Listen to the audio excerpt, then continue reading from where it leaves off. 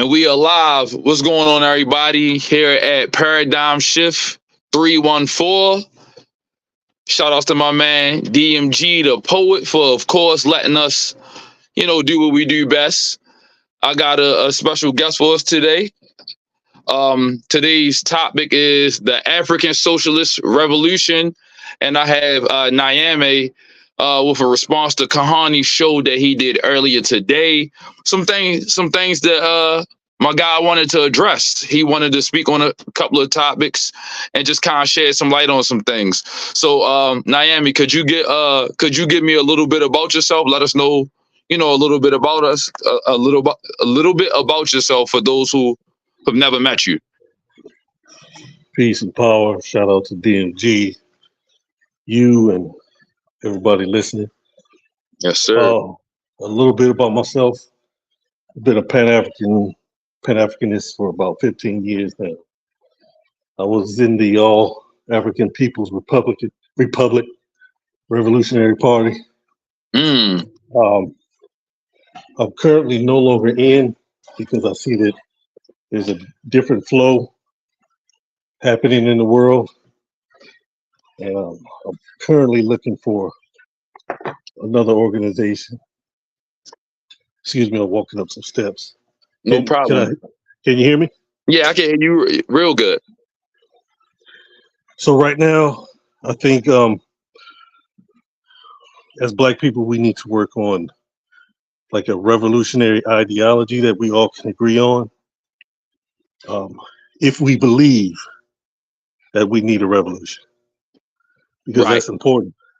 If you don't think we need a revolution, then what I'm saying don't make sense at all. But revolution is basically a complete change, a change from government, change in the economy, a change in how we treat each other. That's a complete revolution. And you rarely hear people talk about that anymore. So here's the question. I did not mean to cut you off, but I wanted to ask you a question about that. Why do you think that you don't hear a lot about what you just spoke on in terms of potentially needing a revolution? And then can you go on to why you think we potentially need a revolution? All right. We don't talk about it anymore because we've got comfortable after the 60s. The integration movement, we integrated into society. We got our good jobs. We started some businesses. We got our education. And we got to the point where we're comfortable. But we don't understand, we don't have any more power than we already had, than we had before the integration, before the 60s. We still have the same amount of power, and that power is shrinking. You might hear people talk about the wealth, how much wealth we have, but it's not just wealth, but political power. Right. Meaning, when something happens in our community, we go to our politicians and we get those things changed. You really don't see that anymore. So. And it's getting worse. The reason why we really need it, if you look at the inner city, it's called the second wave of segregation. It's called hyper segregation. Hyper segregation it's legal. It's legal segregation of Black people who are stuck in the inner cities as a collective. Now, this isn't to say that you can play ball and make money and get up out of the inner city. You can get a good education, a good job, and get up out of the inner city. But hyper segregation says the majority of the people, of Black people in the inner city, will always be in poverty in the inner cities. There will be no change. I was looking at the stats, looking at the stats of Baltimore. That's where I'm from, right? Born and raised. I didn't know that. But they was talking about the math level is below the national average in all the schools in Baltimore. You're not lying. My wife is And a school teacher, so you definitely oh not yeah, lying. wow, wow.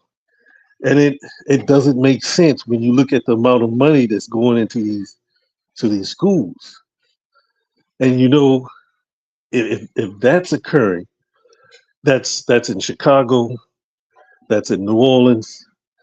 The inner cities are being locked into this hyper segregation where the collective of Black people will be stuck there forever. And as I said before, I know we have the exceptions that make it out, but today I'm not talking about the exceptions. I'm talking about the collective. Right. And right now, the collective is stuck in poverty and it's getting worse. So that's why we need revolutionary change. I don't care what politician we put into office, they have to maintain the system that put us in this position in the first place. I, I don't care what type of politician you are, you have to maintain the system. But a revolutionary ideology changes the government over the people. Now, I'm not necessarily saying overthrow American government, but I am saying at some point we have to govern ourselves. That's best for us. That's important. Um, and the dynamic that you put in was important. It was a good call out that you shouted out Baltimore and cities like Chicago. Just talking about that dynamic of it's not just math, it's reading as well.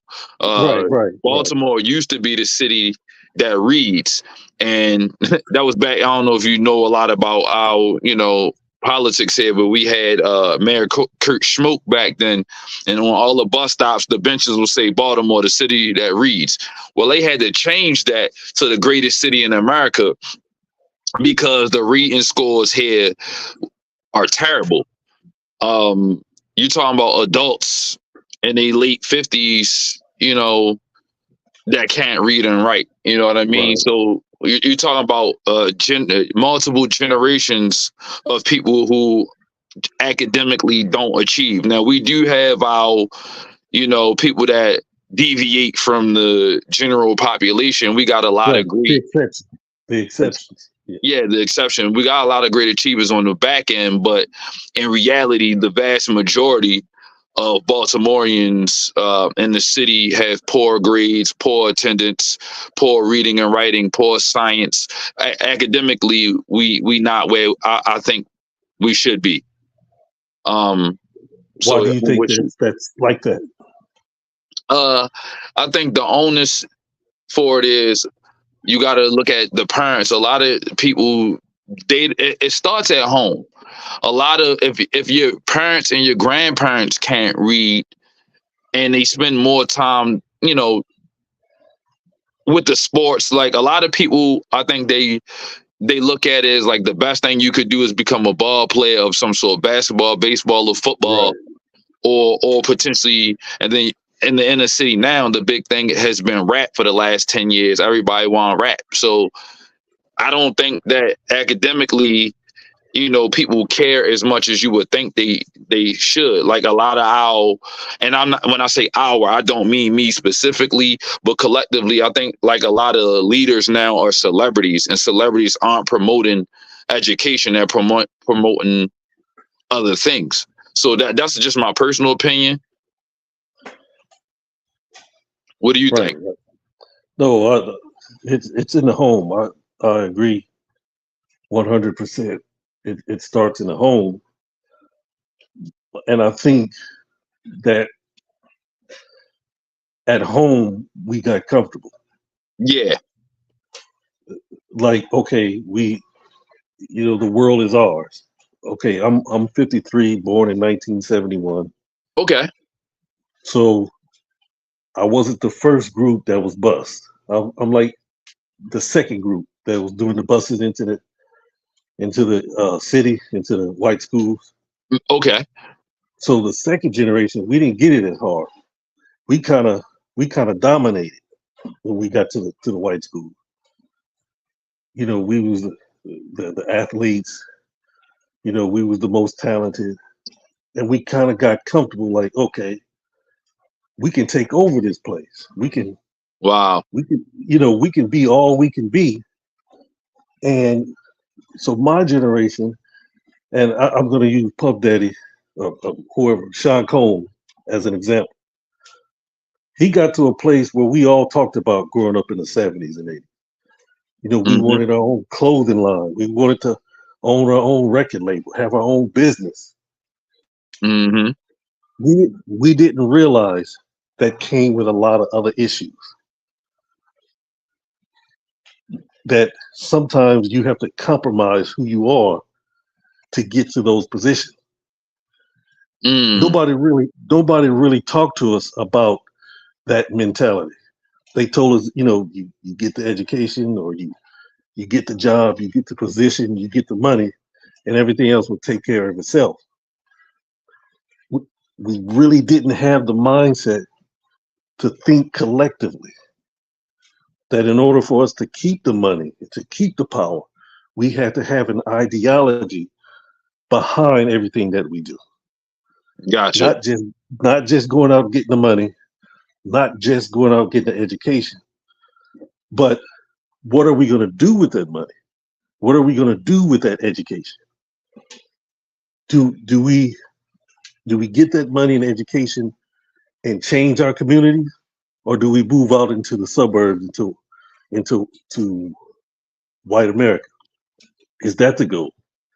And that seemed like that was more the goal, to make the money and to move out into white America and to leave the inner cities behind, to make it out, like escape from Alcatraz. And that's why we got this hyper segregation. There's a lot on the internet about hyper segregation. They speak on it better than I can, but it is a real thing.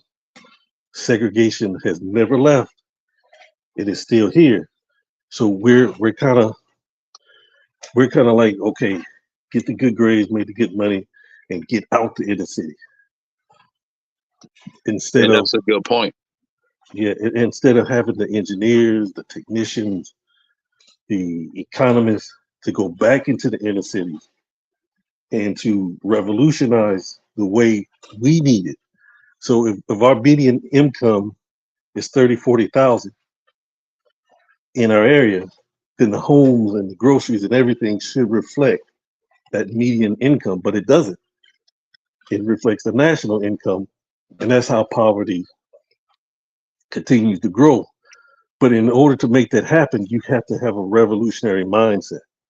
And I know, and I'm not saying I have all the answers. I'm just saying we need a collective ideology. Whenever you start talking collectivism, the social group, people call you a communist or a socialist. And that's kind of leading us to where we wanted to go in this discussion. Let's talk about that, because I know you mentioned the African Socialist Revolution when we initially started talking, and so earlier today there was a presentation that was done by Brother Kuhani, and he had a guest on his show, and they began to talk about some things in reference to that particular topic, whether it's communism or nationalism. They even got on Marx. It talked about Marxism and the president of Ghana. For Yeah. there was some things said, and I know that you had wanted to give some feedback on that. Did you want to jump into that? Yeah. So I want to. So the political party that I was a part of was started by Kwame Nkrumah. Okay. Then a guy that we know as Stokely Carmichael. Yeah, Stokely Carmichael. Kwame Ture. Yeah, Kwame Ture. He created the political party, and my teacher was up under Kwame Ture. Mm. So the reason why they somebody like Kwame Nkrumah went to socialism, it's not because he was being lazy in his philosophy or his economics. If you think back to the 1920s and 30s, Nkrumah came to the United States to study, and he got with people like Marcus Garvey. Yeah. He got with even for a short period of time with Malcolm X and John Henry Clark. And he wanted the United States to help Ghana industrialize. He knew that if there was going to be real change, they had to be an industrialized nation. The Yeah. United States would help them, would not help them. The British would not help them. The only people that said that they would help were the Russians. Gotcha. Yeah. And so the Russians said, look, when you begin to fight back, this is what's going to happen, because the Russians had to fight against the Tsar. The Tsar was an imperialist force, and the Socialist Party got together with the people, the collective, and overthrew the Tsar. So that was a successful revolution. It was nasty, it was ugly, but it was successful. So this is where Kwame Nkrumah is learning from. That if they're gonna enthrone the colonialist, the imperialist forces that's controlling Ghana, here's the steps that you need to do. And one of the steps, you have to collectivize. The people, I hate to say force, the people have to be forced to labor for the collective, which is difficult.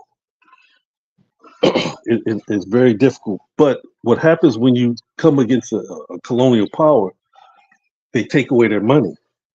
Yeah. They take away the resources, and you're left with nothing. So the government has to step in and begin to control these different industries in order for the nations to continue to run. And so not only was it Russia, but at the same time, Mao Zedong of China was overthrowing the British. He had a successful campaign, and he got with Kwame Nkrumah to show them this is how we successfully overthrew the British. So Right. he's learning from these socialists how to overthrow these colonial powers, these imperial powers. But that's not what he wanted at first. Right. He wanted to help from the West, and he didn't get it. He didn't get the help, but he knew Ghana could not no longer stay underneath the powers of the United States and the British. So he took on the socialist ideology. But he also said in his book, Scientism, that we cannot be Europeans. We cannot take the culture of the Europeans and make it our own. We could take this economic ideology to overthrow colonialism. But we are essentially African people. Even though he was a Christian, he knew that there had to be a place for Christians, there had to be a place for Muslims, traditional African people. So he You wasn't teaching me trying something, to. because I didn't know that. Yeah. I didn't know Nkrumah was a Christian. Yeah. Oh yeah, big time. Big time. Okay, Big time. that's something. You dropped me some knowledge. I'm gonna shut up and let you keep going. I didn't know that. No, go ahead. Go ahead. It helps me to keep going. Okay. So I know that you had heard some comments that you wanted to address earlier. I know that they just did a presentation. It wasn't really a dialogue where the chats was open. So this is our time to really get to those things. But what was some of the qualms that you had, or some of the things that you felt like needed to be addressed from the original presentation? Well, one of the things that they said is he needed to be infuse more of African tradition into his government. I remember that. Yeah, and that was one of the biggest problems.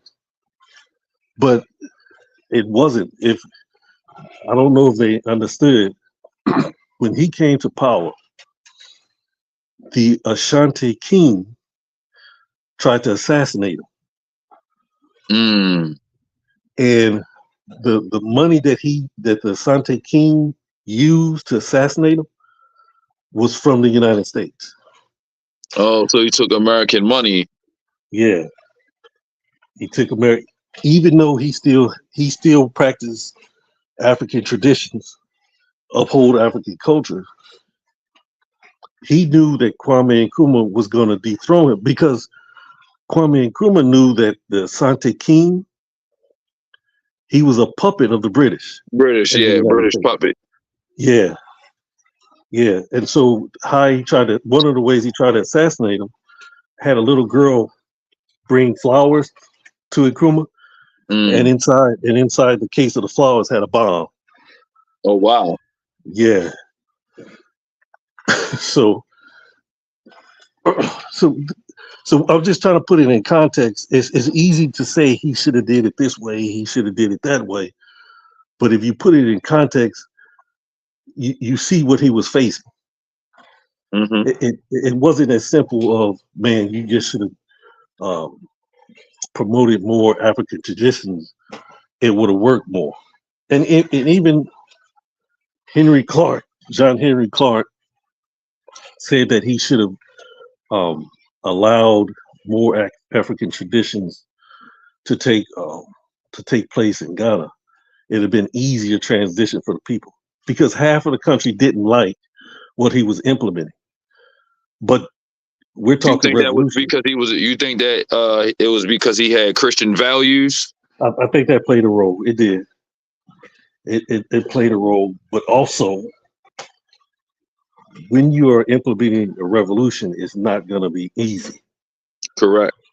I don't know if we understand that here in America, but we kind of went through our own revolution here, but we chose the integration. We chose not to engage the government like that. Right.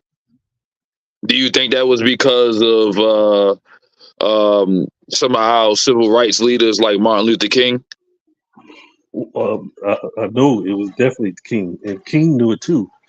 If you look at Paul Robeson, he was a communist leader. Okay.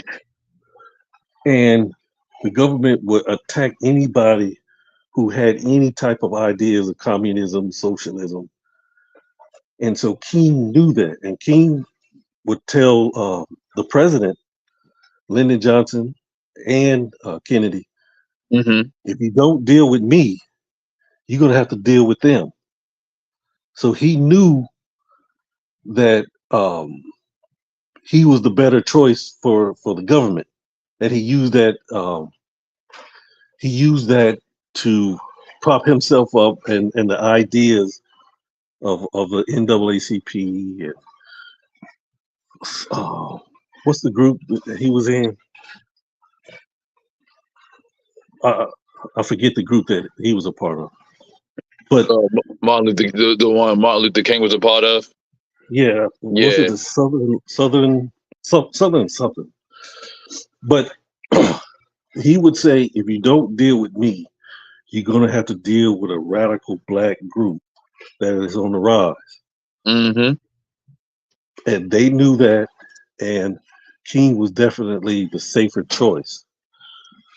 But eventually, they had to deal with the Black Panthers because none of that we think right after the Civil Rights Act happened in 1964 that was it. That no, the riots, Watts riots and all that from 1965, riots all the way into 1968, because nothing was happening. And the youth at that time took to the streets, and especially they was motivated by the Black Panther movement. And the Black Panthers movement, their ideology was socialist and Marxist. So, and I'm saying this to say and one thing they said, it was kind of lazy on the African leaders and the Black leaders to use Marx ideologies or Marx analysis. So we're And talking it about wasn't Marxism. lazy. Yeah, Marxism. It wasn't lazy. It's what they had at the time. It's what they had at the time. And his analysis of capitalism is pretty damn good.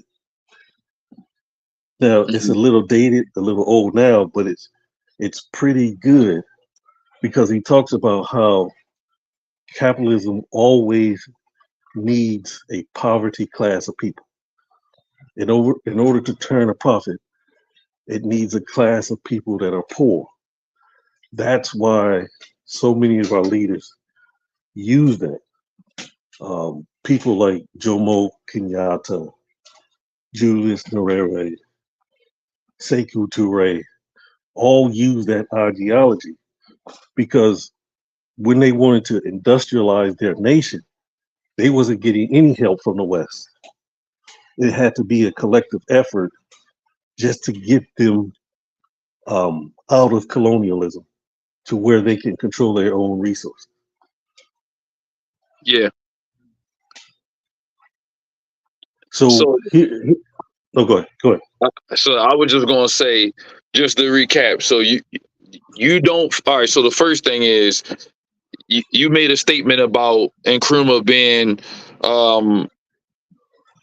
being under attack from the leader of the Ashanti, right? And then you also mentioned the fact that they alluded to in the video that he did a bad job of, I guess, exposing or getting people back into indigenous African religions, and that was a misstep on his behalf. Yeah. So my question to you was, what could he have done differently, or would you have changed anything that he did, just based on some of the things that they were saying? Okay, and this is a question. Like we have these little work groups where we talk about this stuff, and so I'm speaking. I've talked about this before. This is not something I'm just making up. Nkrumah went to China to talk to I believe he talked directly to Mao. And when he came back, the United States had overthrown Ghana and kicked him out. And so China, along with Russia, said, we will give you the military power and we will back you to take your country back. He didn't want to do it because he said too many Ghanaians would die. And he said, we have to re-educate the Ghanaian people on what it means to be revolutionary. To me, I know he, in his head was, man, this is the right step. I'm not going to cause this big civil war in my country. I don't want no parts of that. Right. And there is no right answer. You either do what he did and step back, or you get the military power from China and Russia and you go take control of Ghana. That's the two options that you have. Right. And so you feel like he took the safest route that would ensure that Ghanaians would still be alive at the end of the day. Yeah. Do you feel like they misrepresented him when they spoke about him earlier? I do. I think they I understand the context that they were talking about, that you have to be more centered in your African culture. But as I said before, you have a military power like the British and America trying to assassinate you. Yeah. You move a little bit different. You know, you're not really worried about kente cloths and African spirituality. You're worried about how to protect myself and my people. Yeah, That's like the number one thing on your brain at that time. I think that's a very valid point. You talking about life or death situations versus what somebody is wearing. Because kente cloth is clothing, and somebody you can get clothes, you can't get a life back once it's gone. Right, right. I definitely agree with that. Um, and you said that. Do you agree that he had socialist leanings? I mean, that's pretty much the status quo around the board. You agree with that? Kuruma having socialist leanings, right? Oh, big time. Yeah, yeah. Big But time. I mean, he's big time socialist. were they saying he was a socialist, or were they leaning towards him being a communist? They was interchanging socialist, communist, but Yeah, that was what I was trying to figure out, because keep in mind I'm learning about Kuruma. You know what I mean? I don't know a lot yeah, about him. So yeah, for me to make a educated decision on where I felt like he went with his movement was about, I didn't really know.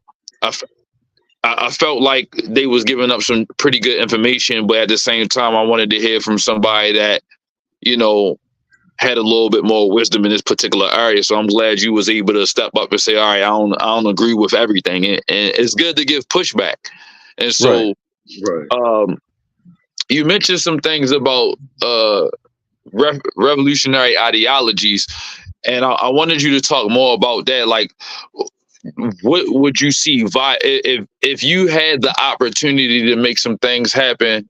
Um, what would you do? What do you believe the right role is? You know, if you got the opportunity to follow in Karuma's footsteps, would you have moved the same? I'm asking too many questions at once, so I'll slow down. The first thing is, um, given the information that we know about Karuma, would you follow the same footsteps that he followed? That's my first question. Man, as a person that grew up Christian, I understand why he did what he did. Yeah, let's talk about that, because I feel like that was a point of contention for them.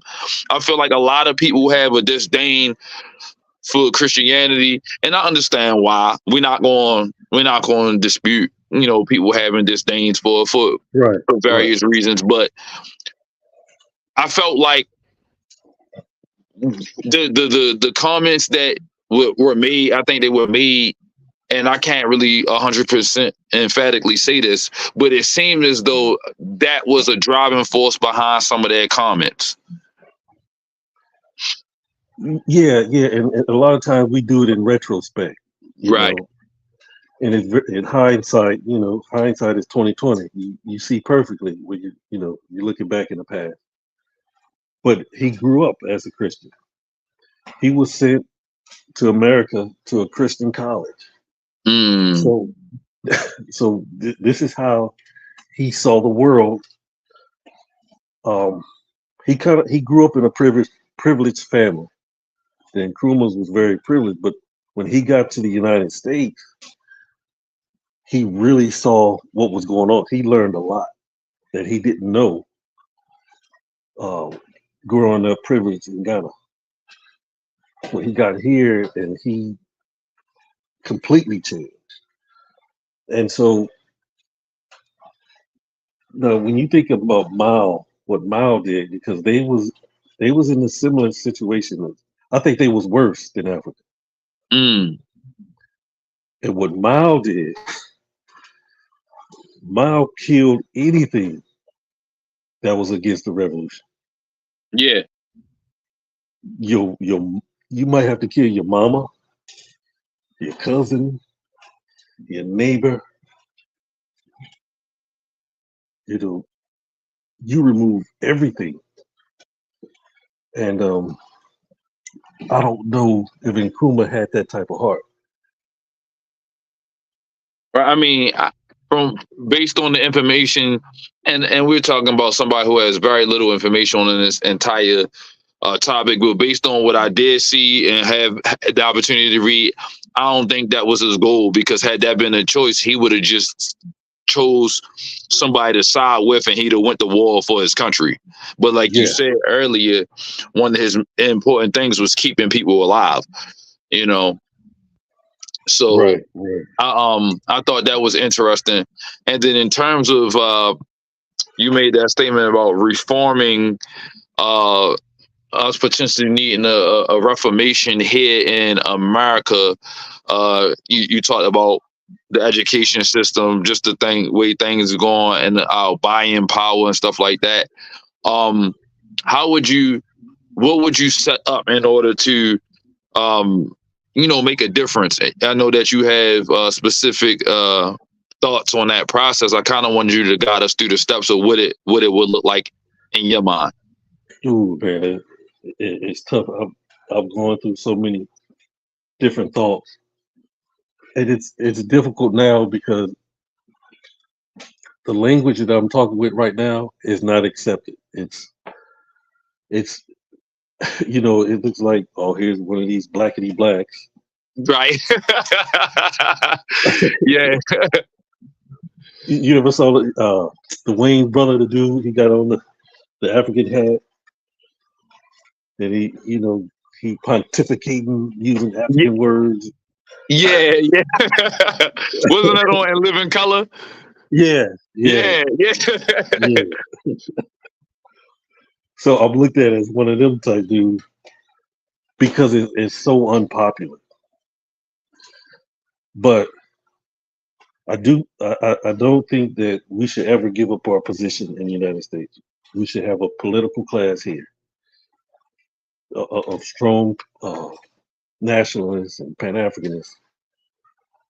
But we need, excuse me, we need a strong nation that we can put our resources behind and our ideologies behind, and back that nation as the representatives of of this nationalist movement, this Yeah. Pan African movement. I understand where you're coming from with that. Yeah, And I so, don't I don't want us to try to overthrow this country at all, but still have a strong political party here, almost like the Jews do with Israel. got you.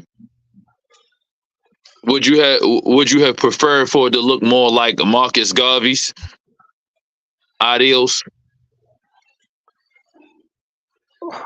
Mm. or are you a I'm a big W.E.B. Du I'm a big Bois type of guy? no, I'm definitely more Garvey, even though I'm more Garvey, but the organizations I belong to, they Hmm. backed the boys Okay. because the boys was more practical. When I first got in there, I was like, hell no, the boys was a coon. And they sat me down and they said, no, look at his maturation over the years. Don't don't judge somebody. Study their works. Be a thinker. Don't just move emotionally. And so I do understand the boys. Um, I'm more. I think if he wasn't so arrogant, he, and he had to be arrogant to pull off what he wanted to pull off. But he wanted to do what Booker T did, Yeah. and I think he should have just stayed with that Booker T model. And I know the Star Lines, that was a setup. He was set up with that. I could prove that was a whole setup to throw that organization off. But I think he should have just stayed with uh, his organization because they was doing very well. The UNIA just stay Yeah. with that. Uh, and each city have their locals there in each city. Make sure the people were educated. They had nursing where they would go out and take care of the people in the city. He should have just really focused on that. So I'm more Garvey So than you the more boys. Garvey than Du Yeah, Bois. yeah. Do you feel like the UNIA is effective today, like 2024? can you still see a presence in your community from the UNIA? No, it's Mm. it's and most of the organizations I went, the last Pan African organization I went to, it was just all old people there, and I was like, man, this ain't it. This ain't cutting it. So you're saying But there's a space where something needs to be developed and brought back to the forefront. yeah, yeah, and, Mm. I think is that Booker T early beginning Garvey type ideology That's to interesting. where we say, okay, what do we need in the inner cities?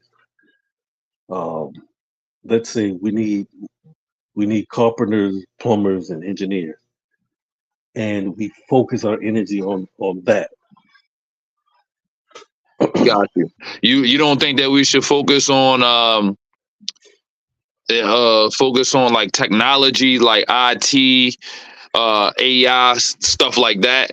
Oh yeah. I was just using that Oh, as as an an example, example. I'm following you. Yeah, I'm following yeah, you. I'm tracking now. yeah, yeah. I was just using that as an example.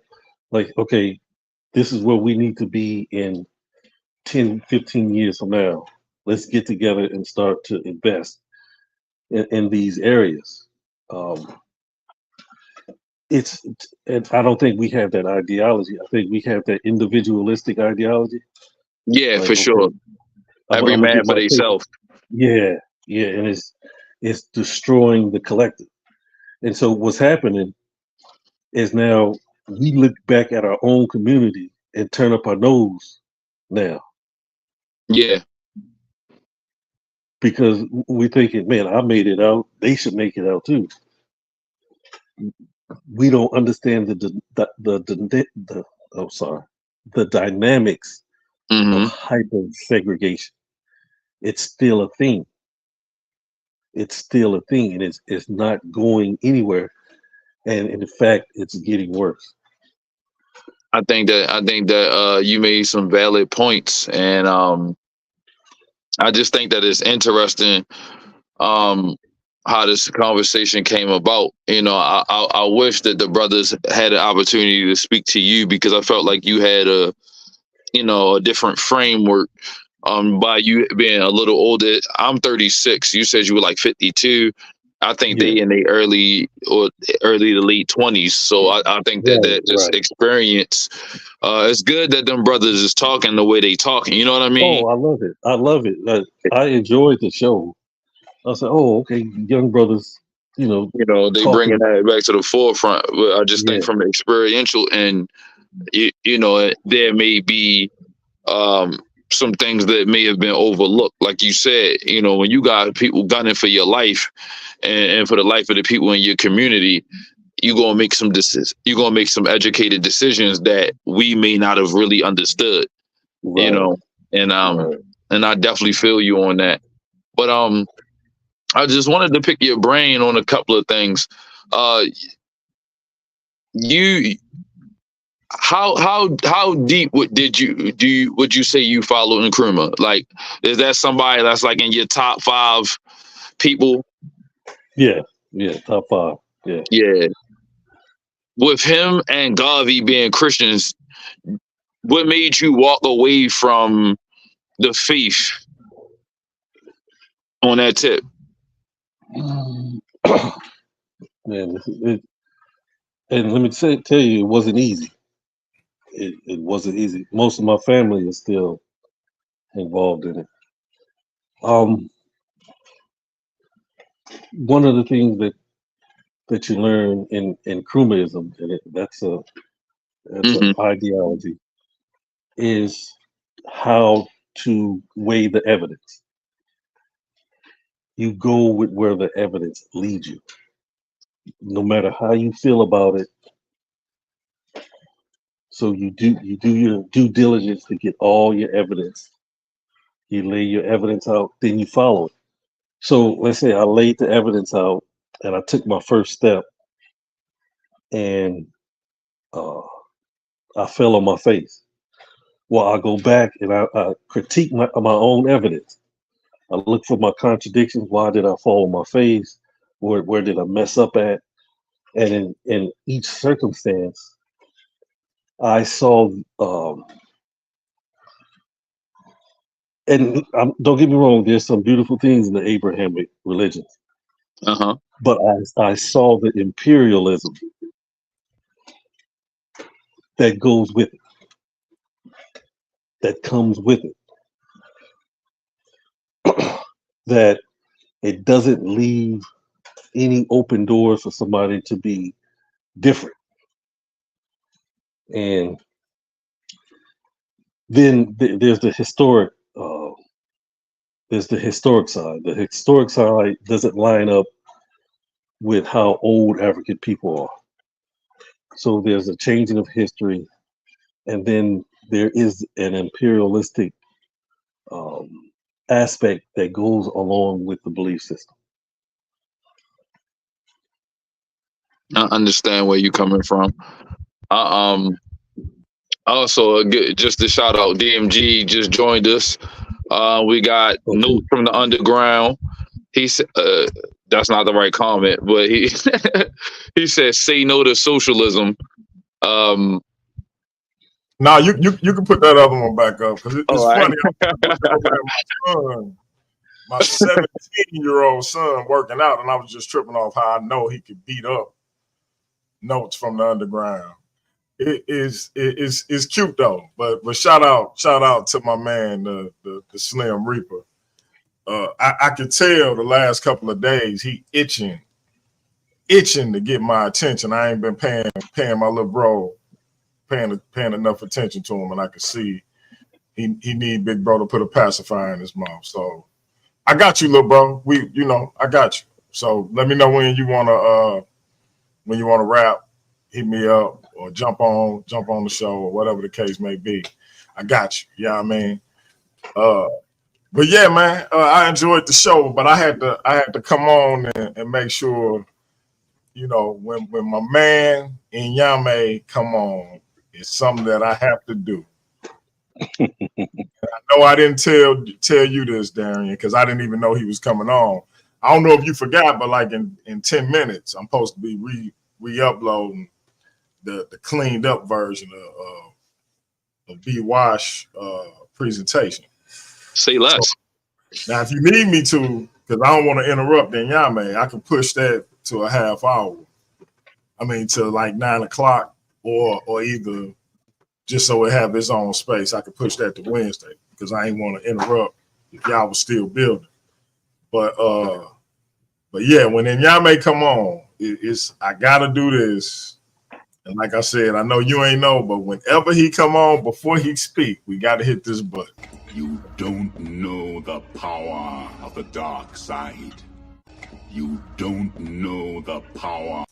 So, that just out of respect to my man and what he represent, you know what I mean? So, and I'm still working on, I'm still going to hit you up about that conversation with GT as well. So, okay, yeah. No, hey, Leandre, check it out. I feel like, I got to get you a bottle or a pacifier, man, because I ain't been paying attention to you, and I apologize for that. So, since you want Big Bro attention, you got it, man. Slim Reaper need Big Bro attention. He was trying to. Was it the Slim Reaper that said no to socialism? Yeah. Oh, okay, yeah. He wouldn't know nothing about revolution. I ain't been paying Slim Reaper no attention, man. So he probably a little bit upset with me, and I gotta get back at him and make sure he he's still cool with Big Bro. He's still all right with Big Bro. Speaking of bros, we got the savage, the theist slayer, the theist annihilator, the theist nightmare on the panel. What's up with you, bro? Yes, I'm here to discuss the Apostle Paul. was that an attempt to disguise your voice? That is hilarious, man. I'm here at my mom's house, That is hilarious. and we have sheets hung up over the window and broken blinds. And here we go. And here we I had a Go question. ahead. Go in. There was something interesting said, and I was hoping that the brother could clarify. He said something about the Abrahamic religions and imperialism. And so I have a question regarding, first, can you tell us what imperialism is? Imperialism. Hey, hold on, there, Nyame. I know what you're doing, Slim Reaper. I know what you're doing. I don't appreciate it. I don't appreciate it. I'm gonna say that first and foremost. But I know what you're doing. But I'm gonna let you rock because I think Nyame can handle itself. But I'm getting you that pacifier. Go ahead, Nyame. Imperialism is you know what he's doing too. Yeah. I already got him. This ain't my first rodeo. Imperialism is when you have a foreign government going out and taking over other foreign governments, and then those foreign governments fall under their rule, their law, their economy. That's imperialism. You don't know the power of the dark side. Now, That soundbite hilarious. Now, that being said, when you say that there's imperialism in Abrahamic religions, maybe you could explain it because in the definition you gave, you talked about this being governments. What governments are implicit in the Abrahamic faith? You have to understand from my studies that it was the Maccabees in the Hasmonean dynasties. They came up with Canaan is cursed. Canaan belongs to us. God gave us this land, and now we're going to destroy the people in this land because God told us to do it. And that has been a blueprint. The Jews started it, Islam followed, and Christianity followed behind with, Roman Catholicism. Okay. You don't know the power of the dark side. Okay. You too light skinned, Leandre. You don't know the power of the dark side. I don't. I'm also curious about this brother's studies. Now the Maccabean revolt, the Maccabean revolt and the Hasmonean dynasty came much after that. But the Maccabean revolt was what time period? And then prior to that, at what time period? There's two questions. When was the Maccabean revolt? And then the second question is, when did the Jews enter the land of Canaan? The Maccabean revolt is probably real quick. Nyame, if I may. If I may. You're not taking a proctored exam. So right. Let's set something up. I don't want you to feel obligated to just answer on the fly. Like if you got to crack out your books or whatever the case may be, feel free to. Don't let death itself, because I got a sound bite for him too. Just so everybody know, he got a sound bite too, and he coming in here because he is death itself, trying to sabotage this man. Trying to entrap this man because this is what he do. I'm an angel. I kill firstborns while their mamas watch. I understand the question. I turn cities into salt. I even, when I feel like it, rip the souls from little girls. And from now till kingdom come, the only thing you can count on in your existence is never understanding why. You never understand why this dude do what he do. Because he is death incarnate. He is the Slim Reaper. You don't even understand it. But go ahead, bro. You can ask the question. Well, let's set something up because this is deep. The Maccabees, the Hasmoneans, and the Great Assembly, that's all one group. in the Hellenistic period. I can give you the timetables. I can That's give incorrect. That's incorrect. But my question, I have a specific question. When was the Maccabean revolt? That's question one. And then question number two is, when did the Jews, the Hebrews, when did they enter the land of Canaan? Because you said the Hasmoneans. Well, a Jew and a Hebrew is not necessarily the same thing. Right. Oh, hell That's no. fine. That's fine. Can you answer the question, when did those people enter the land of Canaan? And then when was the Maccabean revolt? When did a Jew enter? When did the Hebrew people enter the land of Canaan? The Hebrew people are basically when the Assyrians brought people in over the Euphrates into the Levant. That's a Hebrew. Are you no? Are you going to give me a date? I asked for two dates: the date of the Hasmonean, the date of the Maccabean revolt, and I wanted the date that these people, whatever people you're calling, right? What day did they enter the land? The children of Israel. When did they enter the land? The children of Israel. Yeah. You talking about the Omri dynasty? No, I'm talking about the children of Israel. The Omri dynasty is around 850 BCE. Okay, so that's BCE. Okay, so right. So you don't have where most historians alive, breathing, have it that they entered into the land around 1200 BC or so. No. Okay. So they didn't enter the land around 1200 BC. Okay, there's so no what do you do? There's no evidence of Israel entering that land around 1200 BCE. Okay, so you then look, so, wait. No. Real. This, in all seriousness, I forgot to reschedule a very important video. So right now I have 2 live videos going. That's terrible. On my channel. You need to plan. I need y'all to wrap this up as quick as you can. Okay. So I can get over to that premiere. Okay, so I'm going to ask you a very simple question. What do you do with the steep structures discovered by Eliat Mazar in, I believe, 2007, showing a united monarchy in Israel in about 1000 BC? I've never seen no united monarchy. I've never seen an inscription of a Solomon who supposedly ruled from the Euphrates to the Nile Valley. Remember, we're pressed for time. I need you to tell me. This is published work. This is published work. How about we set up a conversation with the two of you? Right. How about we do that? He only needs to answer very quickly, because even if he says it's 850 BCE, right? Now, if that's 850 BCE, let's go with that. The Maccabean revolt was when? Around 150. Okay. What's the oldest text of Genesis?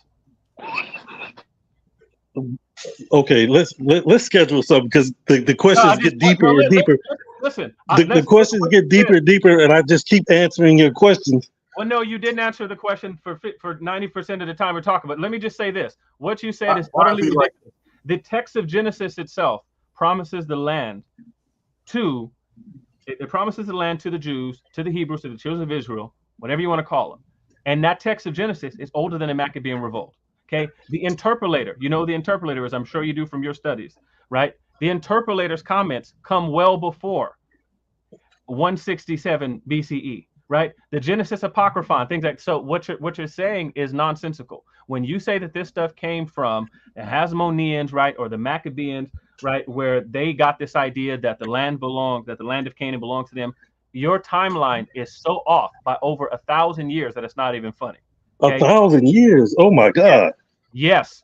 Like I just so you have documentation, no evidence that there was a book of Genesis in 1000 BCE. Hey, you have that documentation.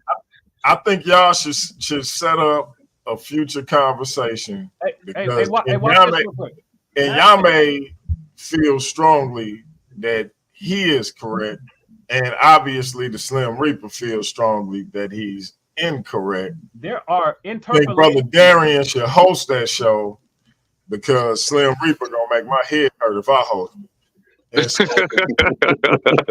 And don't think I ain't noticed like that something weird going on with your haircut. I don't know if you need a haircut or you're lining and finally went the way mine went. But something weird was going on. I ain't seen you in a minute, but you ain't have it on long. But I caught a glimpse. Something weird going on. I know why you cut it right back off. But anyway, hey, watch this. Hey, watch this. King Hezekiah's seal. What year is King Hezekiah's seal from?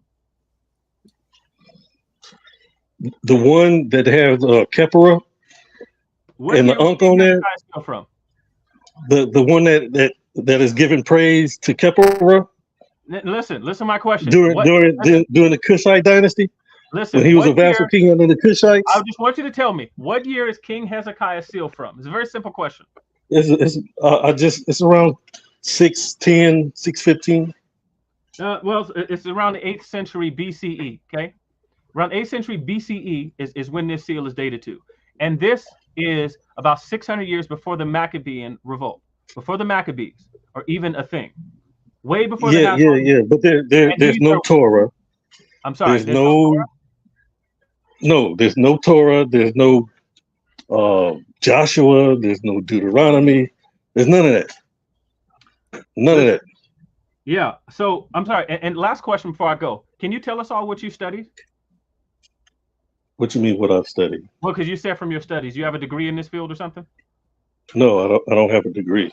Do you have a degree at all? No. Do you have a high school diploma? Well, my studies go far past high school. Here's my question. Do you have a high school diploma? Yes, I have a high school diploma. Hey, hold on. Nyame, you don't have to answer this man question. No, I want to answer because it's proven to me. The FBI or the CIA. You are I know not. That I got him. I know that I got him when you got to go outside the information. No. This is inside the information because this goes to you when you talk about your studies. Okay, there are silver scrolls. You know what date? What's the date of the silver scrolls? That's called an amulet where you hang it around your neck and you say a prayer. It's called an amulet. It's not. It's not a document of any book. It's an amulet. It's a prayer. It is a prayer. That is what the silver scroll is. When can we set up? What year are the silver scrolls from? No. Hey, Leandre, Byron video is playing right now. We gotta go. I just want to know the date of silver scrolls. But check it out. When can we have a further conversation between the two of you? Listen, we can. Or did you just come on here? We can do it tomorrow. We can have it tomorrow. All right, Darren. He has to have his camera on. The Slim Reaper said he and Nyame can have a conversation tomorrow. Please get with these brothers. Well, get with Nyame and death itself, and see if we can set that up for tomorrow. Listen, he has to have his camera on though. I want the world to see his face. I'll be ready. We can jump on around 7 Eastern Standard Time or 8 Eastern Standard Time if that works for both of you guys. Yeah, I know. Is it any way we can do it earlier than that? Because Takari got his thing going. Got you. Whatever they need, just let me know. I know how to get in contact with both of y'all. So in the back chats, I'll reach out to both of y'all and get something started. Yeah, that'll be good. Hey, bring your high school diploma. I want to see it. You don't have. Hey, you don't have to bring nothing. This man is not the authorities. You don't owe him. Look, I don't know who this guy think he is coming up in here. Like, hey man, this is all I gotta say to him. Shame. I don't know why he like this. Shame. I thought he been on a hiatus. I thought he changed. I thought he became a better human being. But all he did is morph into death itself. That's his new name. He is death itself. That's why he turned his camera off. He didn't want me to see whatever this new disposition he has, because that skull mask he be wearing, that's probably like his real face. The normal face that everybody else see, that's a mask. He is really morphed into the Slim Reaper. Like it's not a character no more. I'm convinced. And so he comes to take your information and drag it to Tartarus. And I don't know why he liked that. But then Nyame, I appreciate you coming on, speaking your speech. Kuhani came on to get some smoke, but the Slim Reaper stole his thunder like he be doing everybody else. Yeah, he was definitely supposed to respond. What? I mean, DMG. I know we out of time, but what you? Nah, you know what? Y'all actually keep on building. I'm a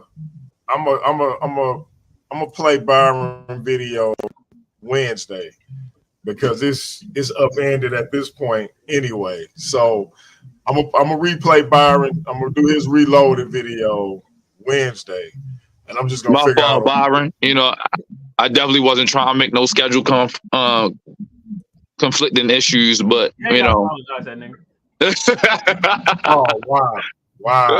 And I thought Byron was his man. I thought I was the only friend he was fake to. But I see, I'm glad it ain't just me. So yeah, that's what's up. That's what's up. But yeah, y'all keep building. I'm gonna figure this out how to stop this video because it really it wouldn't let me stop it. It was like it's too late. Try again in 5 seconds. It's too late. Try again in 5 seconds. So I've been trying to stop it. It just won't. So oh wow. Y'all keep building. But he ain't finna be interrogating my man in Nyame like he the police or something though. I wanted to hear job or something. I wanted to hear Kuhani response to the initial qualms that Nyame had, and then we can go back to I guess put Dr. Dragan versus Nyame. Kuhani. Oh, I'm gonna be honest. I wasn't listening to any of what Nyame was saying. I only jumped on because I saw Leandre was on here, and I went to kind of hear this in real time. But I'm gonna jump on off. Oh, okay. Good. Now I can get back to my feast. Sir, oldest. Okay, so tell us about the Silver Scrolls again, and the dates of them. Silver Scroll is an amulet. It's not a text. I'm asking for the date. I don't care. I'm asking for the date. I'm not giving you a date. We can discuss that at another time. Okay. Because I don't even know why you're bringing up an amulet. Well, I'm bringing up these things because the Silver Scroll has what particular text on it? It has its own prayer on it. It doesn't have a text on it. No, it actually has Numbers chapter 6 verses 24. No. It doesn't have. It doesn't line up with Numbers at all. Okay. There's something. Okay, I tell you what. Here's what we can do. If you say it doesn't line up, how about we pull up the text of the Silver Scroll and we put up Numbers 6, 24 through 26. We put them side by side. Okay, we can do that. We can do that either tomorrow. No. Or whenever we're gonna do that. Do so right now. Because I don't want to do it right now. Okay. So yeah. So here's what I'm going to say. Because it's not a text. You say that it's a prayer. No, listen. It's not a text. You blessing of Numbers chapter 6 verse 24 through 26 on it, right? This is from what book? Who's supposed to have written that particular? No, it doesn't have the same. It's a prayer. So they took that amulet and they put it into Numbers. So no, it doesn't come from Numbers. Wait a second. You have done the work of textual criticism. Okay, matter of fact, what scholar tells you that the Silver Scroll came? Okay, show me the oldest writings of Numbers. Go. No. I don't need that. No. I've answered all your questions now. Now you answer mine. Show me the oldest book of Numbers. You legit just said on video that you're show me the oldest book of Numbers. Then we can go from there. Sir, stop wasting time. You're not going to answer my question? Well, then that's it. Let's set up something. He don't want to answer my questions. I'm not answering no more of his. Let me know you're done talking. Okay, you done? Well, Leandre is running from Nyame questions. This brother just said, "I'm not going to." Is this the real Slim Reaper or is this a clone? Because the Slim Reaper I knew didn't run from questions. This brother just said, "I'm not going to answer your question," and then turned around and said, "I've answered all your questions." I don't remember hearing that. All I know is I'm hearing you say you're not going to answer his questions. He then turned and made the claim. Watch this now. That the text of the Silver Scroll was inserted into Genesis, was inserted into Deuteronomy or to Numbers, right? So what he's saying is, so the earliest thing that we have, so we have the Silver Scrolls, which contains the priestly prayer there, right? A priestly blessing. And then that was used to craft the book of Numbers. That was your claim. And then you won't. And then I started asking questions about that. What scholar says it? Show us something, right? I said we could pull up the text side by side. You can show it to us, and you won't do so. And I just want the record to reflect that. I just want you to show me the oldest text of Numbers. Does it date to the time of the amulet? You know, so we have texts of the book of Numbers that are in Greek that predate the some of the earlier Hebrew texts, like the Masoretic text, that goes back. Oh, I don't know. I think it's what 5th century BCE. And so now what? You do know about the Greek Septuagints that were in circulation, correct? I asked you about the book of Numbers. Yes, and so I just gave you an answer to your question. You know what the Greek Septuagint is, right? Yes, I do. Okay, so tell us about it. Can you tell me about the oldest book of Numbers? I legit just did. How old is it? I just answered your question, and I said the oldest ones that we have, from my understanding, is going to be in the Greek Septuagint, right? As a matter of fact, it's 3rd century BCE. The Greek Septuagint, it's the oldest one. And then what we know from the Greek Septuagint through the lines of transmission is that there were earlier Hebrew versions of it. There's Hebrewism in the Greek Septuagint. There's multiple Greek Septuagints, but there was earlier Hebrew versions of it, right? So we have the Samaritan. So the Greek Septuagint is about 300 BCE. Right. And so this is before the silver amulet is around 650 BCE. I'm sorry? And the amulet is around 650 BCE. Yeah. So, but watch this.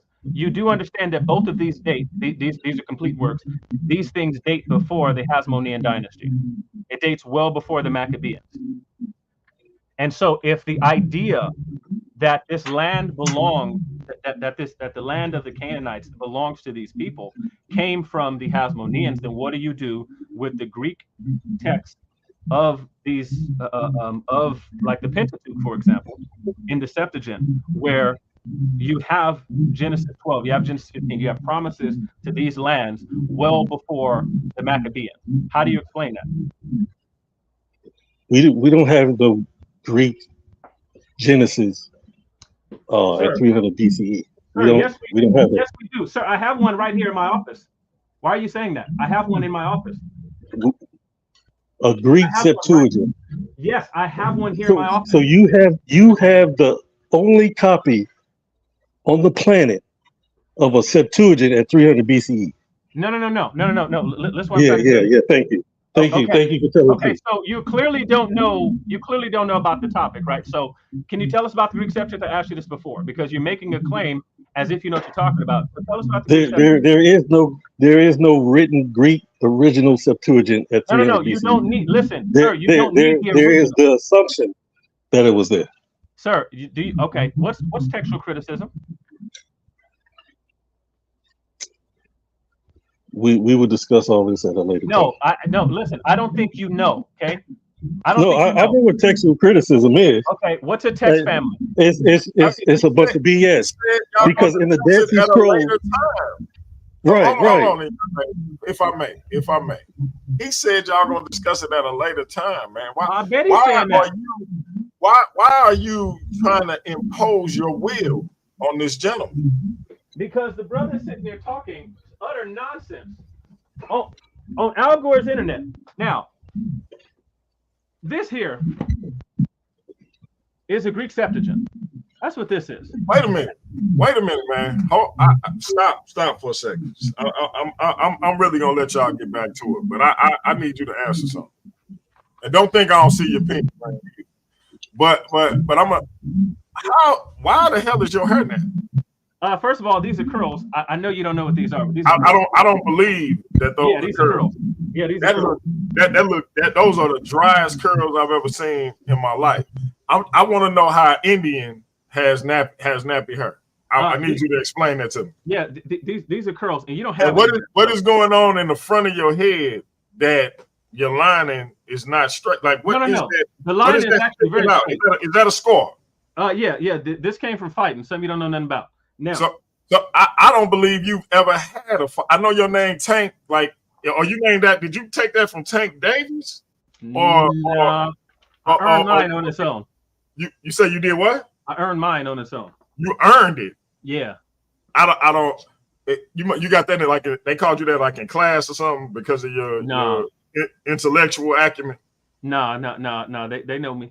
Yeah, they know me. Who is the they? You know. You talking about Nick Nim, right? Nah, I'm talking about Pookie Nim. Pookie Nim. So you've been watching New Jack City. Yeah. They know me. You Ice-T. Yeah, something like that. Gotcha. Yeah. You ask questions like a cop, so that's why undercover. Okay, so listen, and he clearly needs your representation because this man does not want to ask the question. Now, listen, I'm not. All I'm saying is, I feel like you're interrogating this brother, and I'm not gonna sit back and let it happen. He said y'all can get to it at a later date. You trying to ambush him with an impromptu debate, and I don't think he appreciated it. I just think he's too much of a gentleman to say. No. Listen, this is like when A1 tried to say nonsense. Listen, this is something you just stated right here, right? You should be able to answer the question about what it is that I just asked you. So, again, I'm gonna ask a question. Now, what I can do is I can read you. We can read the section in here, right?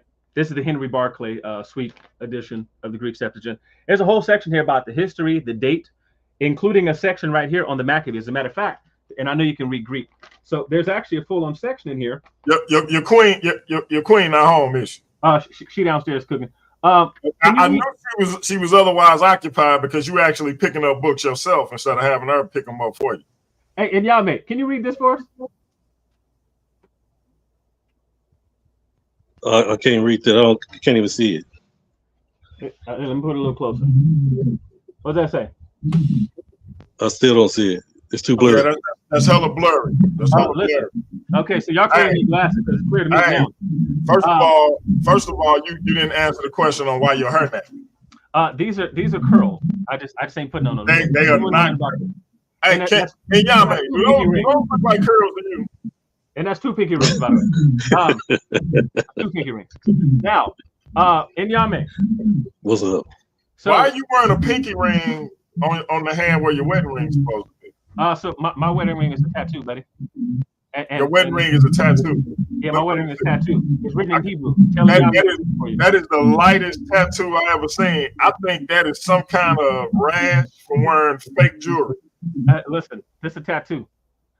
I like that you swung that into being a tattoo because clearly you didn't take the proper products to get rid of it. But and I guess it became permanent. Hey. But that's what's up. Whatever you got to do to sleep at night, my brother.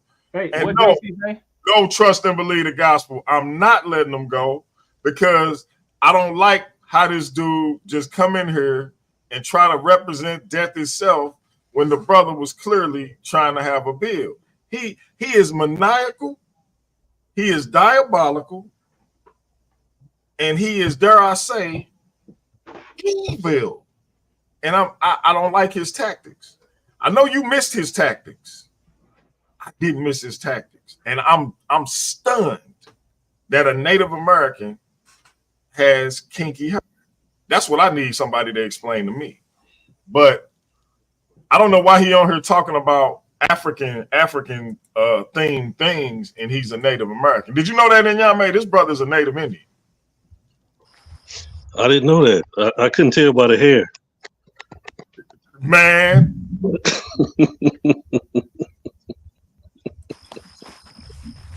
Now, what's up? So let's go back. Okay? So you don't believe tattoo. Hey D, I'm gonna get off and let y'all rock, man. I'm gonna reschedule that show.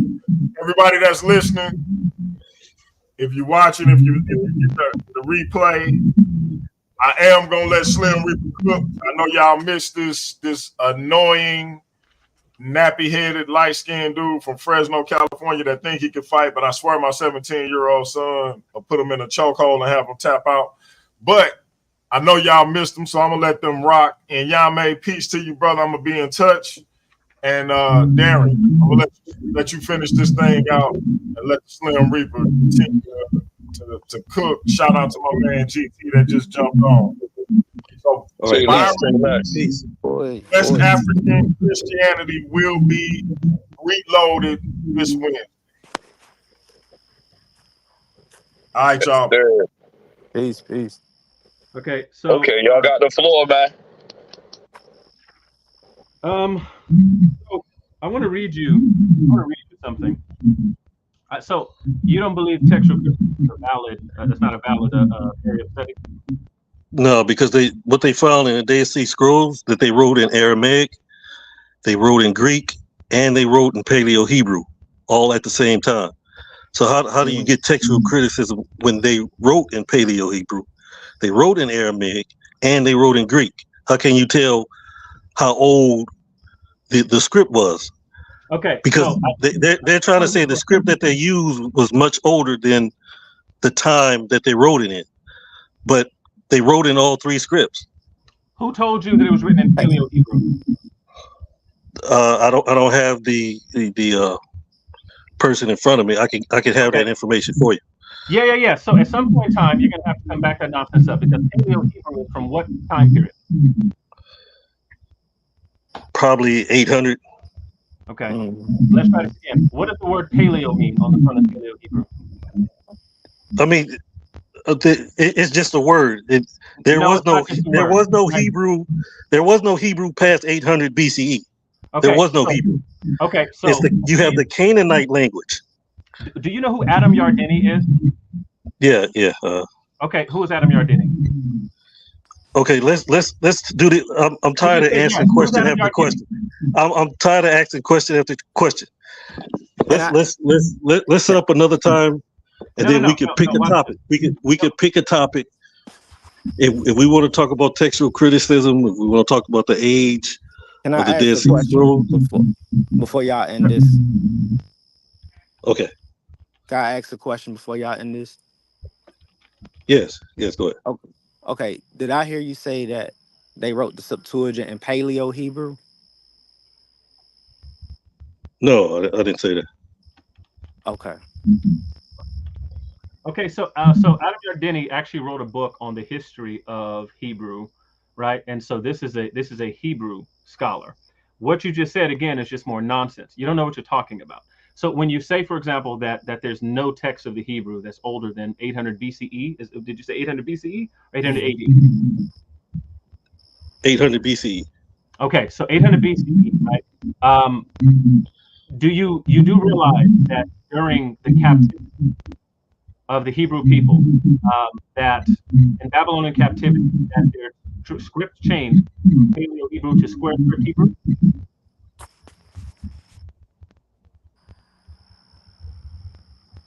Yeah, that's true.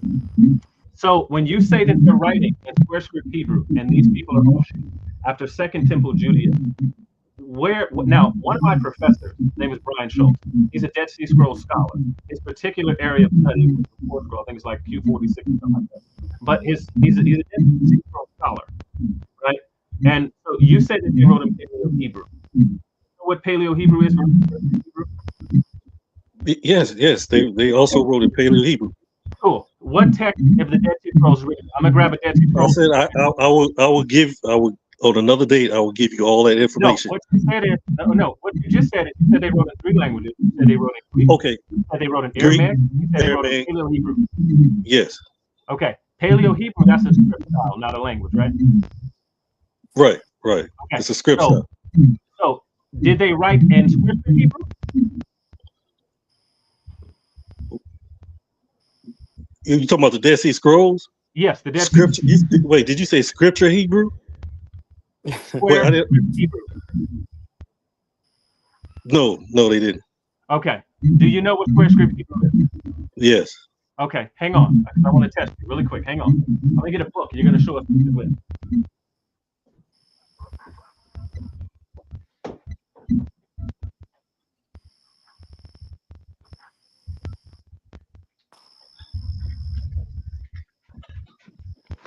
So yeah, this is definitely turning into something totally new. different. Which one is this? Is this square script or paleo?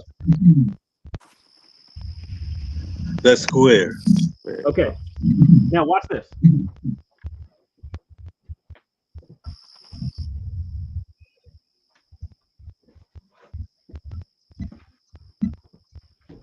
What's this? Can't see that. I can't see it.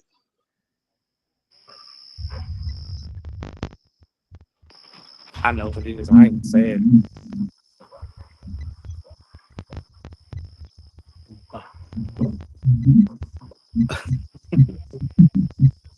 It's still real blurry. It still look like square to me. Okay. From what I can see. And watch this. I'm asking a very simple question. How can you tell the difference between Aramaic and square script Hebrew?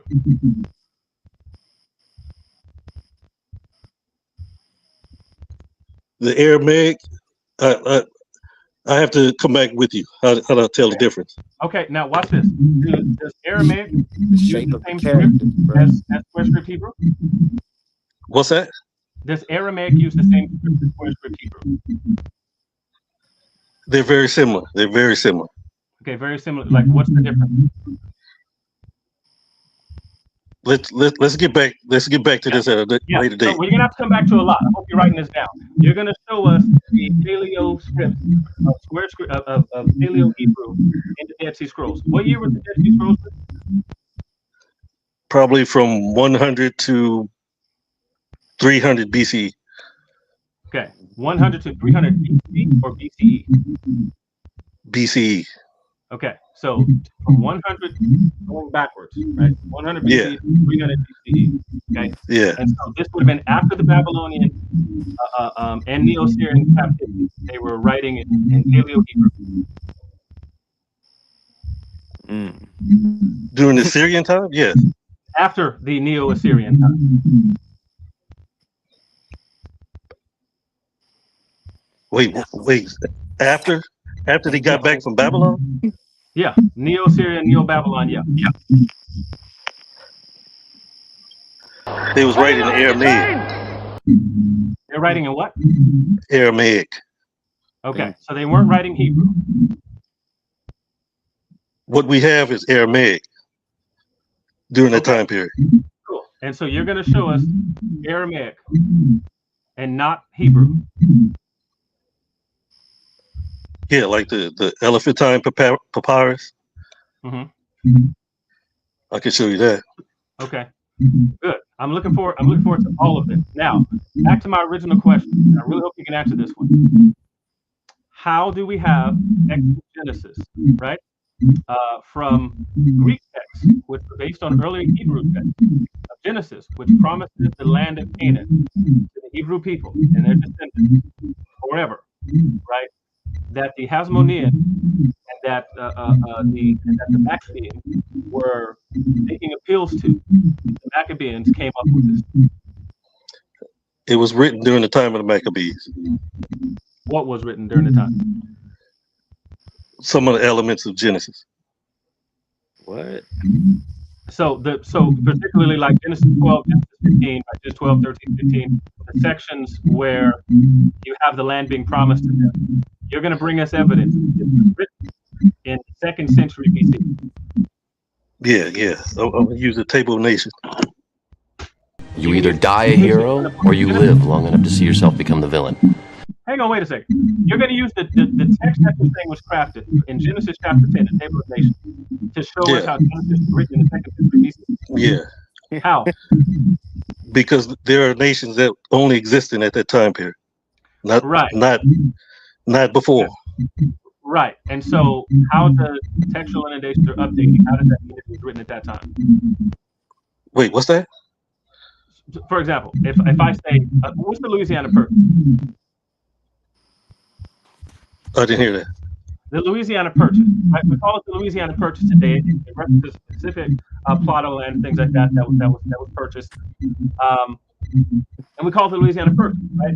Mm-hmm. And so if I'm writing something in a history book and I call it the Louisiana Purchase, does that mean, I don't know, is that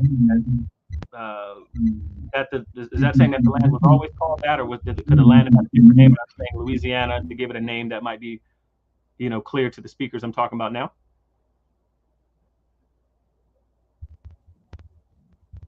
If I'm a scribe, my job is to copy exactly what is written, not to interpolate, not to change the name, but to write down exactly what is on the scroll in front of me, not to Yeah. change it. So when you come back, you'll tell us all about your knowledge of scribal school in ancient Hebrew times, well, in the ancient Near East and things like that. Period. So yeah, I'm looking forward to it. So what now? So tomorrow I have. So listen, we can do Thursday. I have nothing to do it all Thursday, nothing the whole day. But yeah, I'm looking forward to you telling me all about scribes and their practices in the ancient world.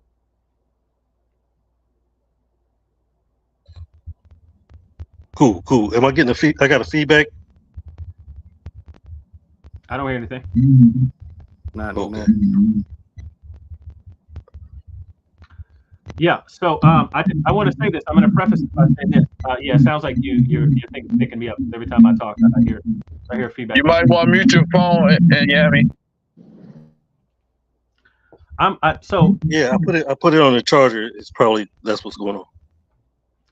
I'm really looking forward to you presenting evidence, information, and to back up everything that you've said related to the Dead Sea Scrolls, related to the Hebrew language not existing before the 800s BC. You said you knew who Mr. Yardeni was. I'm going to bring up his work. We're going to read it, as a matter of fact, and so I'm going to challenge you now. Go ahead and bring in modern Hebrew scholars. Scholarship on language that says what you said, that there's no Hebrew language before 850. So that's before the 9th century BC that you don't have any Hebrew. Funny thing about it is there's a couple books here in history of the Hebrew language here somewhere, and so I'm really looking forward to it. And then you're gonna show how the text of Genesis in particular, where this is promised to the Hebrew people in perpetuity in the future, was something that was invented by the Hasmoneans. And for someone who doesn't believe in textual criticism, I cannot wait for you to show us how you know that, like how you got that without critically examining the text. So I'm really looking forward to it. Do we have a title for this on Thursday?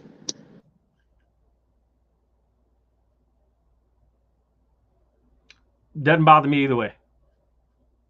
Say less.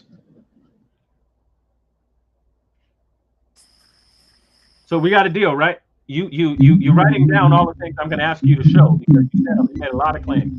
I'm taking notes. Yeah. I'll go back over this. I would love to do it. Mm-hmm. Looking forward to it. Believe me. And I may actually try to get a Hebrew professor here. Yeah, I may try to get a Hebrew professor here. I want him to listen to the conversation. I promise you're gonna have groundbreaking information that's gonna change the world that no one's ever heard before. You said some wild stuff.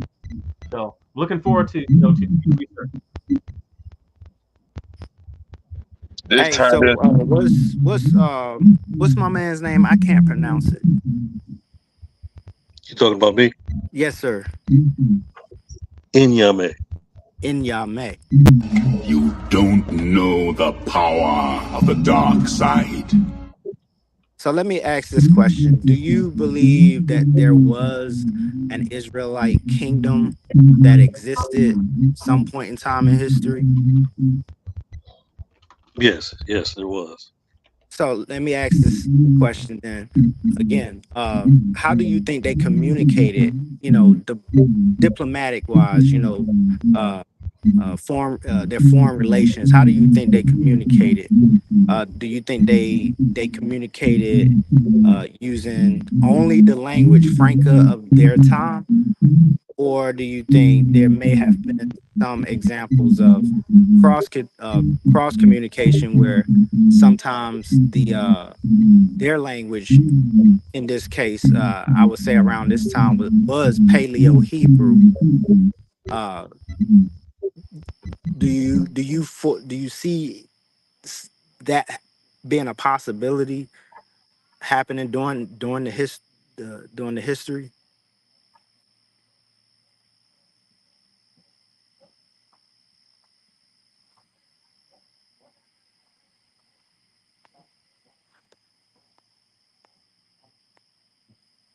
unmute your mic, and Nyame, I muted it because you got some feedback.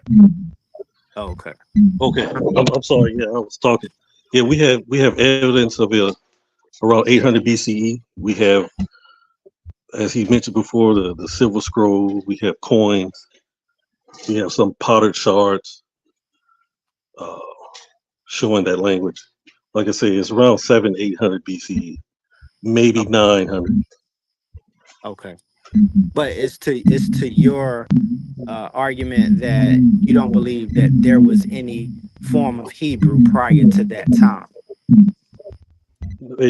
Hebrew developed out of the Canaanite language. Now, which Canaanite language did it develop out of? Well, scholarly, you would hear people talk about the Proto-Sinaitic, where they took the glyphs, the metadata glyphs. Yeah. Okay. And use that. So it's your belief that language started with the Canaanites. What we call Hebrew. Yeah, because you said it came. Yeah. You said Hebrew came from the Canaanite language, and then you mentioned the Canaanite or the Proto-Canaanite, but actually you said the Proto-Sinaitic or Proto-Sinaitic. So as far as the Proto-Canaan is concerned, do you understand why they refer to it as Proto-Canaan?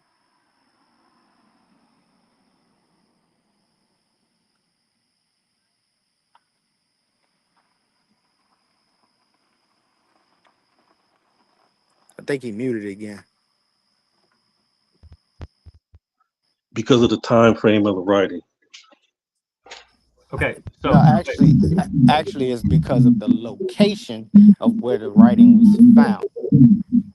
So wait, I have a question, because you're talking about script, right?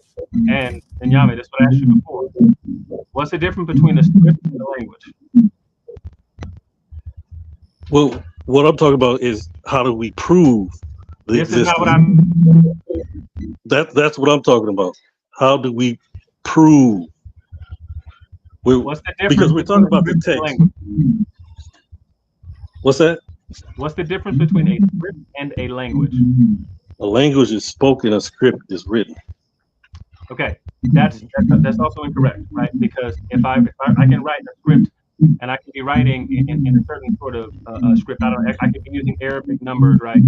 Or I could be using, the sort of Greek script that we use for today, right? But it's still communicating in the English language, still written in the English language. Is that correct or incorrect? Yes, that's correct. Okay, so then you can have a script, right? Proto-Sinaitic or Proto-Canaanite, right? Or Paleo-Hebrew, right? And all of those would be discussing which language? The Canaanite language. Right. Could they also be in Hebrew? I didn't hear that last part. Could it also be Hebrew? No. Okay, because yes. Yeah, so that's actually incorrect, and I'm going to tell you why again. This is real quick, y'all. I forgot to mention also, I got the return of the warrior scholar, Metu Jallo. We'll be here Wednesday at 7 p.m. Metu Jallo is coming back to the platform, one of our original Kemetic brothers from the Temple of Het Heru. He is a saber at the Temple of Het Heru. He will be back on this Wednesday going one-on-one with yours truly. I'm gonna let the nappy head native Indian get back to his interrogation. My brother Nyame. I don't know how this went from an Nyame show to an interrogation, but right. I want to cut it now. Yeah, I'm gonna let you. Long as you good, Nyame, I'm gonna let y'all get back to it. I enjoyed it. I enjoyed it. Well, This guy, the Slim Reaper, though, he is something else, man. yeah, He shunned my channel for months, and then all of a sudden, I guess he had to pop out and show ninjas today. I guess is what he's trying to do. What I'm happened gonna when you get back to it, man. Peace to y'all. Appreciate everybody coming on, except for Death himself. So can I have something that's, I don't know, Chinese language but in English script? Yeah, absolutely. Okay, so then it's not that language is spoken, right? You can have written language that's not spoken, correct? Yeah, you can.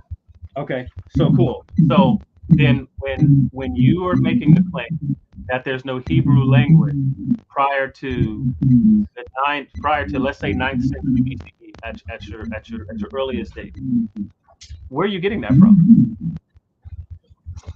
Okay, I said language, I'm talking script. Yeah. Okay, so then you're talking about something completely different, right? Yeah, I'm talking script. Okay, so then you can have Hebrew language, right? And I'm really glad we clarified this point. One of the most ridiculous things that I've heard is the Chris Harris kind of stuff. We confuse language with script. Now, so you can have Hebrew text, right? You can have the Hebrew language, right, using script, like it could be using pictograms, right? And it's still a Hebrew text. We're on the same page with that, right? Right. Okay, cool. So now, do we have any of these that are earlier than the Maccabees? Yeah, we do. Do we have any writing from the Hebrew people, period, before the Maccabean period? The island of Elephantine. Okay, cool. Do we have any of this before then, where the land of Canaan is promised to Hebrew people? No. Are you sure about that?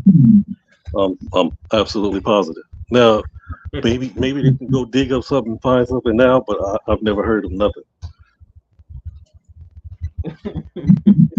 Well, listen, like I said, I'm really looking forward to it because my thing about doing it is I'm getting a bunch of sound bites from you. And when I get a bunch of sound bites from you, we're going to have to play these back, like out loud, like online. Right. So you got to remember how I'm going to use it. I'm talking about imperialism. So I'm talking about a group of people going into a land and committing genocide in the name of their God, and that's supposed to be a righteous act. Yeah, but that's not. That's why this is my first question. That's not what imperialism is or means. That's not what it is or means whatsoever. Conquest does not necessitate imperialism. You could have a hegemony, and it has nothing to do with imperialism. And you nonetheless are going to engage in conquest. You have all sorts of different government styles. That's why I say you're just using words. Imperialism has a meaning. It has a very real meaning, and I don't think that you're being I don't know if you're really studied on imperialism, because you seem to be an imperialist. So Sir, you would have a different viewpoint on imperialism. Okay, so can I tell you something? Yeah. I have 2 degrees in political science. All I did was study government, comparative governments, different styles. I have 2 degrees in political science. I know full and well what imperialism is. That's why I'm challenging you. I have 2 of those. I'm a magna cum laude graduate. So my class. Wait. The United States and imperialist Number one. No, the United States is not an imperial power. The United States is I would rather talk about that. Okay, than anything I'm sure you would. I would rather talk about that than anything else. The United States is a hegemony. An imperial power. It means something very specific. And we can debate that. No. There's nothing to debate. This is an actual settled topic in my field of study. It's a 100% settled topic on what imperialism is and what it means. Rome, for example, the Roman Empire, when it's an empire, it's an imperial power. Okay? And so there's a particular meaning, right? So when we talk about imperialism, we're talking about things like colonies, we're talking about treaties, sort of things that we saw decline in the 90s. We saw this thing decline in the 90s. well, that's where we saw it completely fall off. This is why you then start having the world divided up and things being given back to different people. It started in the early 1900s when imperialism was starting to fall. So there's a specific meaning. And so you said that you don't think that I'm studying on what this thing is. I'm now challenging you. What is your study on this particular topic? Because I was number one student in my class for the whole program. There was no student higher than me in my program. So now, what's your study on this? We should have this conversation because my study is this is the only conversation we have right now, and we can move on to something else. You challenged my education on this topic. I'm now challenging yours. What's your education on imperialism? My education is scientific socialism. Okay, and you got that with your high school diploma? What's that? Because you don't have a college degree, right? No, I have certifications in the field that I'm in. Okay, I have four degrees. I have four of those. Okay, one of which is in law, where it's really about district law, nature, policy, everything like that. So I don't believe that you have power, which is why I think you're using imperialism improperly. This is the reason why I jumped on. I don't think you know what imperialism is. So that'd be a good conversation to have because, like I said, I've been in scientific socialism for 15 years, and that's what we study in and out, day and night. Who's we? Scientific socialists. So you're saying scientific socialist, like, so you're not talking about you're not talking about sociology. And when you say scientific, I'm talking about Marxism. I'm talking about communism, socialist revolutionary governments. Yeah. So yeah, believe me. As a matter of fact, we can get Hegel. As a matter of fact, I have Hegel, and we can talk about imperialism because again, I don't think you know what an imperial power is. And we'll only listen. We can spend a bunch of time reading only definitions, and none of which are going to satisfy. They won't apply to religion because even with the definition you get, it requires government. The government has to do this. It has to be a government. No Abrahamic religion. I reject the term, by the way, but let's go with it. There's no Abrahamic religion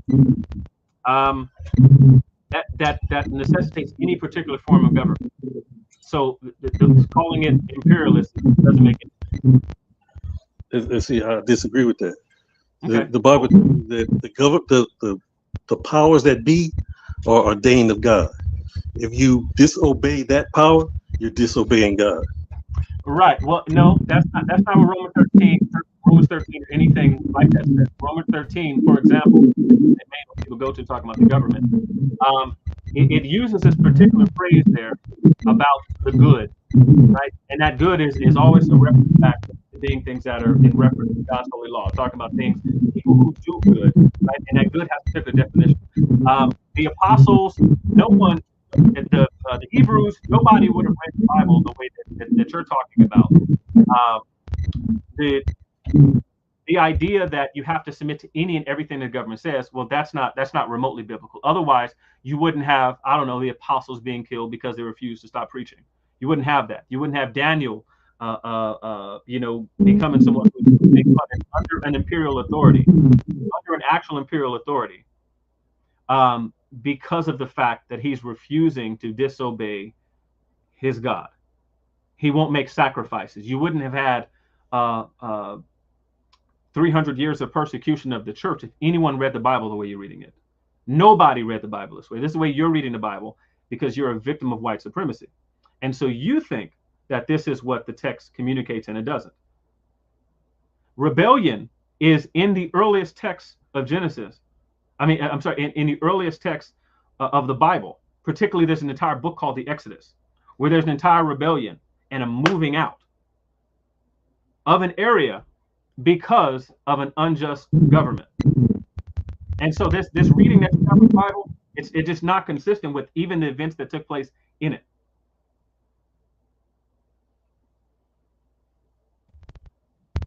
Why do you say it was an unjust government? Well, I say it's not just government because it violated the good. It violated God's standard for goodness. That's what makes it unjust. God is the one who defines justice. Sin is that which is not what God has defined as justice, or goodness, or righteousness. And so that makes God harden Pharaoh's heart that he I'm wouldn't sorry? obey. Oh yeah, yeah. So listen, I'm a Calvinist. You're not going to get me with this. I'm a Calvinist. Absolutely. Just like in Isaiah chapter 50, just like in Isaiah chapter 50. So it was God that made it unjust. I'm sorry? It was God that made it unjust.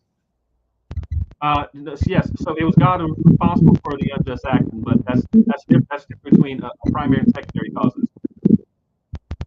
God is ultimately responsible. He has a different type of responsibility, to evil and things like that. But he's ultimately responsible for a different type of responsibility. There's a secondary. There's a secondary action.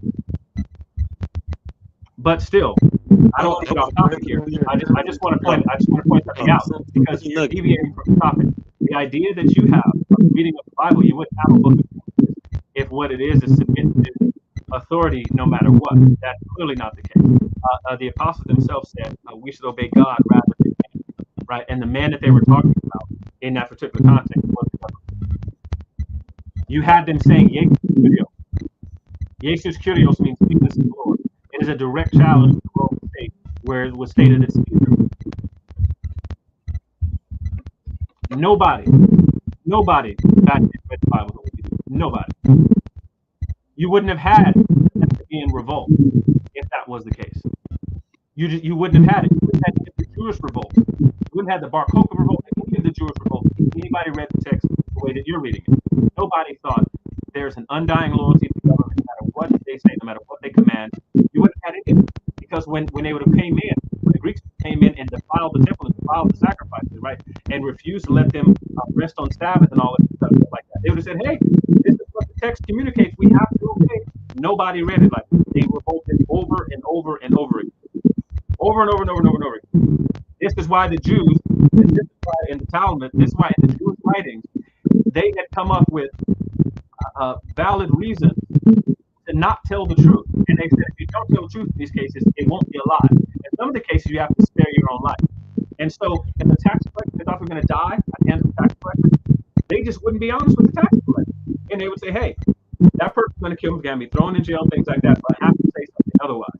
Nobody read the Bible the way that you're claiming they did.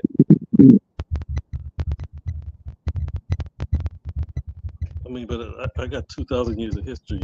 That's gonna back no, you don't. I legit gave you various examples from history, even with the ones you're talking about. You don't have 2,000 years of history for this. You don't even have 2,000 years of history. I tell you what, you got 2,000 years of history. Let's take the first 300 years. Why were the Christians being killed the first 300 years? I don't know if they was being killed. You say you don't know that they were being killed? Yeah, I don't know that. Yeah, so there's like you have the Pax Romana. We actually had an event called the Church, and this is, as a matter of fact, I just have a Roman history book up here. Hang on.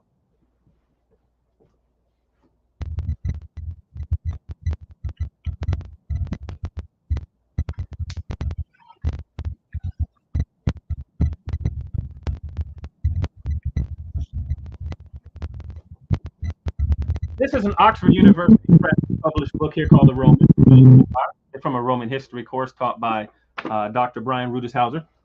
There's an entire section in here on persecution of the church. And when it happened, so under the Tetrarchy, you had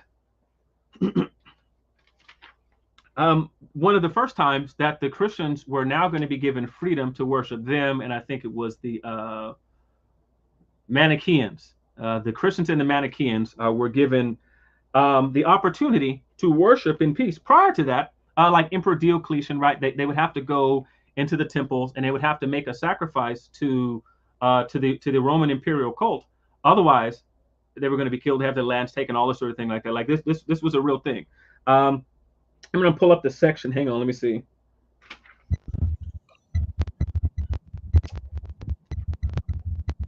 As a matter of fact, and then I can actually read you the section from Caesar Hadrian in another section up here. But hang on, let's see.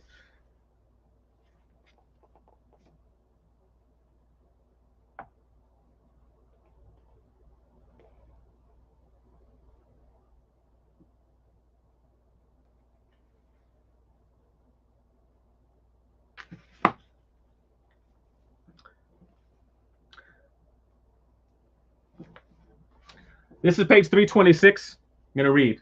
Similarly, Nero's relationship with the populace in Rome was not always smooth. In 62, they reacted violently against his divorce and murder of Octavia, Claudius's daughter, and they were hostile to his subsequent marriage with Poppaea.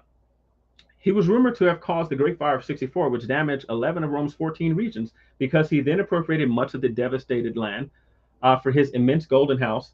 The scandal persisted even after he proposed a rational plan for rebuilding the city to reassert its primacy as capital of the empire and permitted the dispossessed to camp in his imperial gardens. When he tried to provide a scapegoat by attacking a new sect, the Christians, his plan backfired because the horrible tortures inflicted on the accused provoked widespread sympathy. Now, that's in 66. The Christians are being persecuted by Nero. You agree that that happened, right?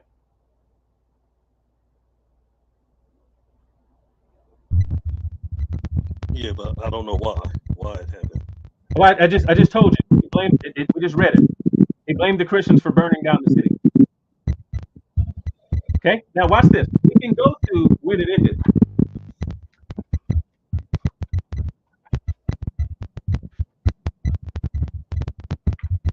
So the Emperor Diocletian. Hang on one second.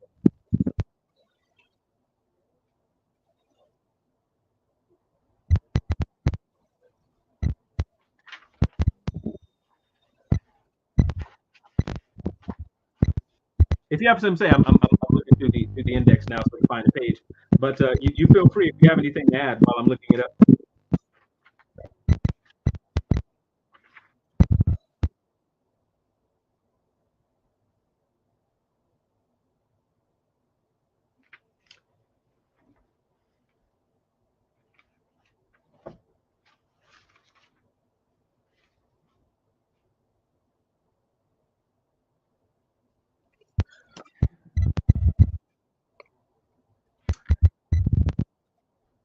Here's what it says. The few exceptions to the Romans generally tolerant polytheism arose when a religion seemed to pose a political threat. For example, since Druidism functioned as a source of resistance to Rome in Gaul and Britain, Claudius and his successors apparently undertook to extirpate it, killing its priests and priestesses and destroying Druid shrines. Judaism, with its exclusively monotheistic belief, gave continuing problems because of the number of its adherents that spread throughout the Roman world, their strict lifestyle, and the antiquity of their doctrines. Various accommodations were reached, as when Claudius issued a special edict in favor of the Jews of Alexandria, and a general one guaranteeing Jews throughout the empire the undisturbed practice of their religion. But such arrangements failed to prevent 3 successive Jewish revolts. Now, so this is interesting, because according to you, they needed to have undying loyalty to the Roman authority.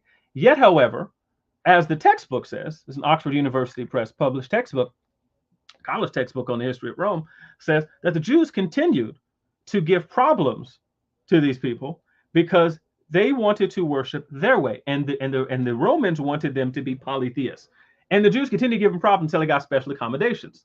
Now, just take note of that. The reading that you have, where they have to just like undying loyalty to the government, well, they clearly didn't believe that. The Christians who first came to notice under Tiberius ultimately posed an even more intractable problem.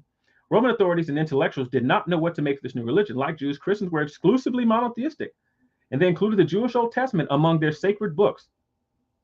The earliest Christian adherents, by the way, you notice that they had the Christian Old Testament, the Jewish Old Testament. The earliest Christian adherents came from Jewish geographical and the social world, but Christians distinguished themselves from Jews.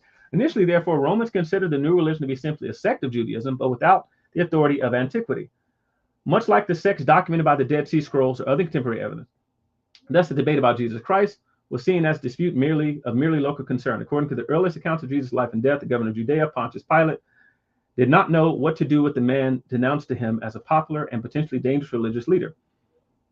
Following the tumultuous examination rather than a formal trial, Pilate decided to have him executed, apparently capitulating to traditional Roman fears of subversive provincials and to pressure from the Jewish authorities and the crowd. After his death, the religion mostly dropped from Rome's official consciousness. The growing body of Christian literature seems to have been completely unknown to the writers of Rome, and when Pliny, Suetonius, and Tacitus mention Christ and Christians, they're confused and puzzled. Christian monotheism, however, was sharply at odds with the polytheism prevalent throughout the empire. Thus, Nero fixed on the Christians when he needed a scapegoat after the Great Fire of Rome of 64. His brutality came created some of Christianity's first martyrs, possibly including St. Peter, and unintentionally strengthened the new religion. By around 120, the key features of Christianity had taken shape: an organized priesthood, the scriptures, the sacred writings, and insistence on revelation. Jesus Christ revealed as the anointed one. And it goes on: initiation of baptism and subsequent stages, and a belief in salvation and the afterlife.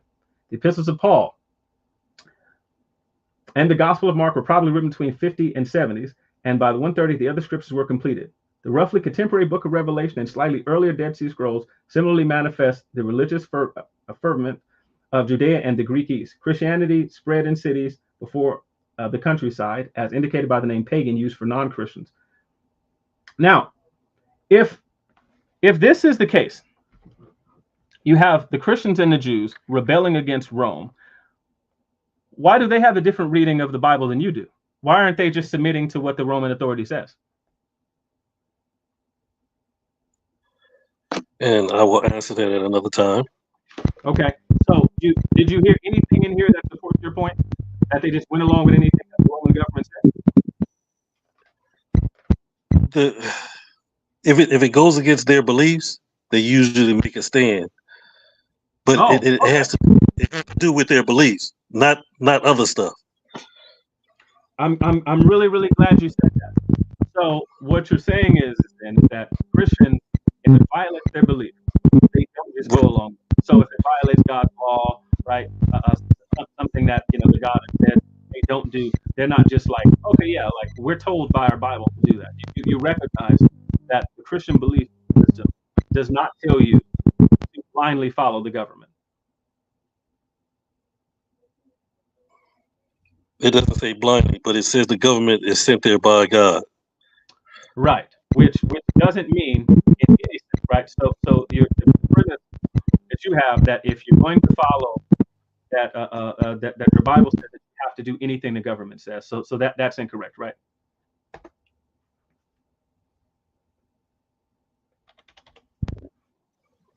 We agree?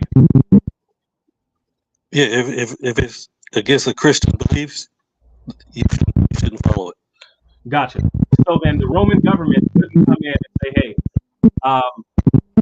you need to practice, paganism. You need to, like Diocletian, you know what the Donatist crisis was?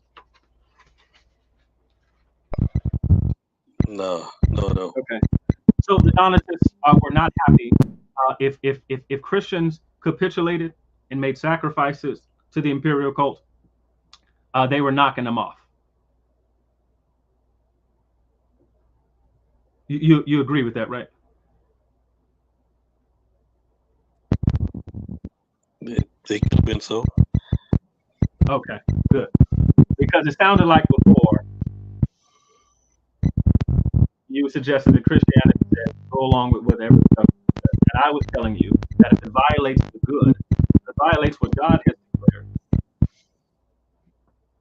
then Christians are going to say, no, we're not going to do that. You may have some who are nominal, right? Who are going to say, I'm going to go along with that.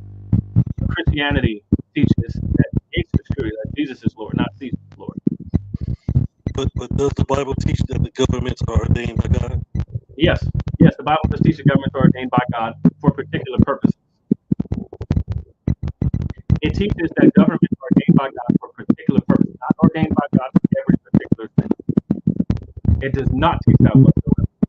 There are particular limits on governmental power. The Bible nowhere declares, right? Like, for example, King Saul could be punished. King Saul could be challenged. King David could be challenged. These men could be challenged even as kings in a monarchy. Being believers, they can be challenged on their actions. Governments are ordained by God, according to Romans 13, to do particular things, to praise what is good and to punish evil. That's what, and again, good and evil, these are not relative terms, not in any of Paul's usage. These are not relative terms in any of the scriptures. This is a reference, it is a knockback to God in his prescription on goodness and on justice and on sin. If something violates that is not something that's okay for people to do. Your personal perception of God. I'm sorry? Your personal perception, because remember, men wrote the Bible. No. See, that's where we're going to part ways. That's your premise. That's your premise. I believe that men wrote the Bible. I believe the holy men of God wrote the Bible and they were carried along by the Holy Spirit. So I believe there's a dual authorship. We call it the verbal plenary method, where you don't have people blindly writing and we're calling it the Word of God. So you don't have that. You also don't have people zapped and turned into robots, but you have men who are penning the scriptures, using their particular words, their vocabulary, their life experiences, their examples, their analogies, that sort of thing like that, right? But that these are people are being moved by God to do so. Right. So that's what I'm saying. It'll be those men's perception of good. No. See, it's not. Again, you keep taking the divine out of the equation, and that's where I'm putting back on. Listen, you're entitled to believe otherwise, but you're not responding to the Christian thing, right? This is not man's perception of good. As a matter of fact, I can guarantee you that your own perceptions of good today are shaped by the Christian worldview. I can guarantee you, as someone who studied this. There was no perceptions of good before Christianity. Your thing is breaking up. Oh, no. Listen, there were all sorts of different perceptions of good. So some places, can you move to a place where you have better signal? It sounds really bad. But in the meantime, I got like 2%. Okay. So there were certain people who thought it was good to burn your kids on hot statues. There were certain people who thought it was good to enslave people for the simple crime of, I don't know, doing absolutely nothing by existing, by being someone, who was worth some value to some people in some faraway land over there, right? With there being no concept of federalism, no concept to say anything like that. It's just because I can. There are certain people who thought, hey, like it's good, you know what I'm saying, to rape and pillage. There's all sorts of perceptions of good. Serial killers have their own, rapists have their own, right? So they may think, hey, what I'm doing is particularly good. That's not what the Christian one is. The Christian one is not saying, hey, we devise this idea of goodness here. That's not where it comes from. That's not our source of goodness. Right. So that's where we define it. You say the perception of good comes from God, and I say it comes from me. Okay, so if it comes from you, then, right? Do I get my own perception? Do I get my own conception of good? You can have your own perception of good. Cool, and I can walk in that and live in that, right? I can walk out my conception of good. You have no problem with that, right?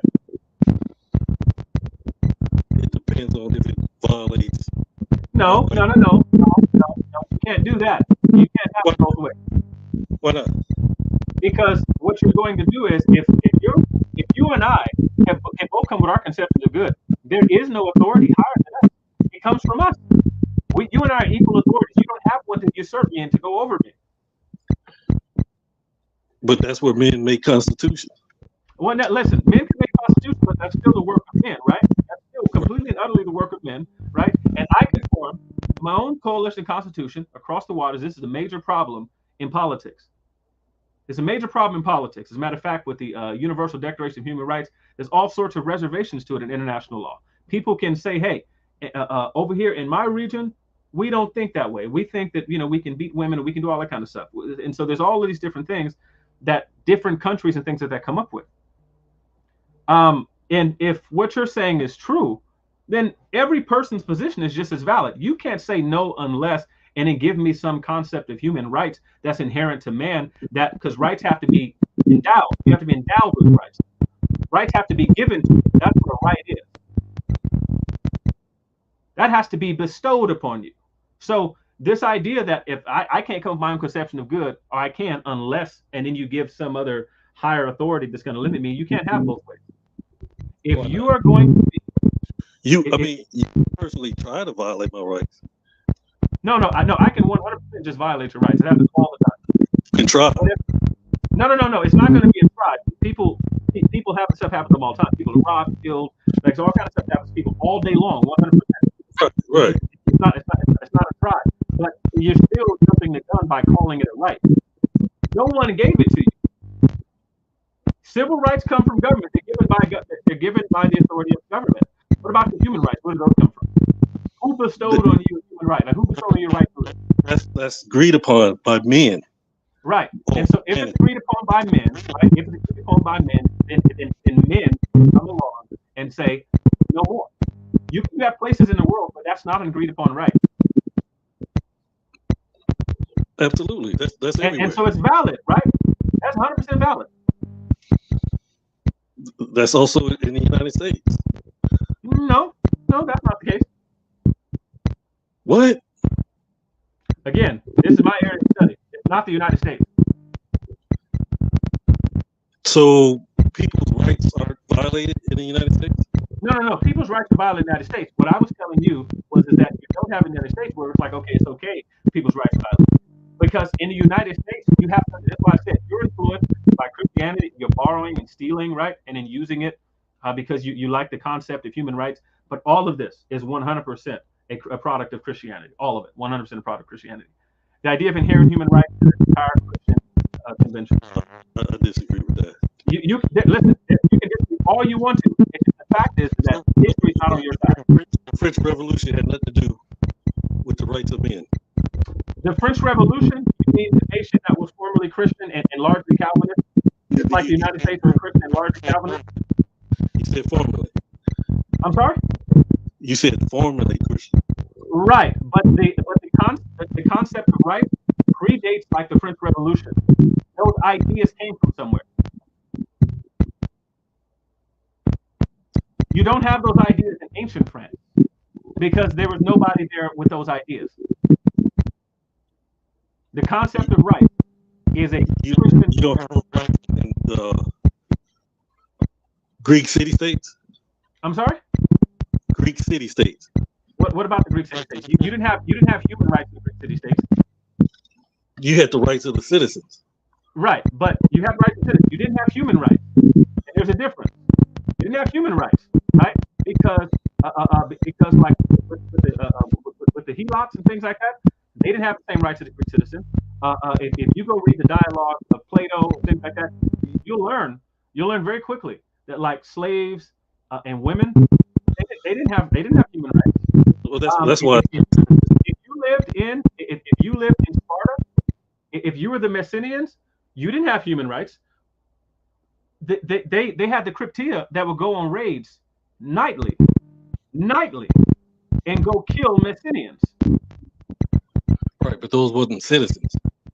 Listen to what I'm saying. So you didn't have human rights. This idea that you have a human right, like the right to life by simple virtue of your humanity, that's not the conception of Greek. That's not the conception of Roman. This is a Christian concept that comes particularly from the scripture, particularly from the Bible. This idea that image bearers of God have inherent rights by nature and virtue of the fact that they're made in the image of God. That's where that comes from. Because you had rights, people had all sorts of different conceptions, right? Like, for example, the Nuremberg trials. You familiar with the Nuremberg trials? I mean, I heard of it. I'm not familiar. Okay, so listen, there are completely opposing conceptions. So in the Nuremberg trials, you have natural law and positivism. You have those two things at war in the Nuremberg trials. And so the generals who are on trial there are being tried by natural law theorists, judges who come up through Christianity with natural rights, meaning in natural law theory, right? This is an entire school of philosophy where you have the law of nature and you have the law of nature's God. These are the sources of our law. The law of nature, which comes from God, and the law of nature's God, where you have specific revelation to what God's particular laws are in particular situations. And so there's certain rights that you have by very virtue. But again, this is a conception that comes from that comes particularly through Christianity. Now, you had some earlier nods back to things in the Greeks, but this wasn't by virtue of your humanity. That just wasn't, because all sorts of people were just utterly, that just wasn't a thing. This is something that has a particular history. Okay, and so in the Nuremberg trials, they came and said, hey, there was no written law against this, meaning men didn't come together and say, we can't go in and slaughter Jews and Parisians and things like that. There was nowhere where this was written and we couldn't do this. And the answer back from the judges was that they violated the law of nature, and the law of nature is God. This is natural law theory. This positivism where you're arguing that humans come up with this stuff, it's completely defunct. That's why nobody in the world is believing this stuff. If you try to hold your position, you have no basis for challenging. I don't care what it is. It could be unaliving children in the Middle East. I don't care what it is. You have no basis for that. What do you mean I have no basis? I mean, you have no basis for challenging the validity of these actions, because, like, with the rights of citizens, well, those come from government. That's an agreement between men, and so it's just as valid. It's just as valid if those same men get together and say, you see those people over there on the continent of Africa, over in West Africa, you know, they had some war with these people over here. They were captured. We heard that they have some for sale. We can pick people up and take them, because it was agreed upon that that was a particularly valid way of disposing of people. You have no way in the world to challenge that. You can't challenge by virtue of their humanity. They weren't citizens. The Africans weren't citizens of this country at all. In any sense of the word, they weren't citizens. And so you have to say that that's okay.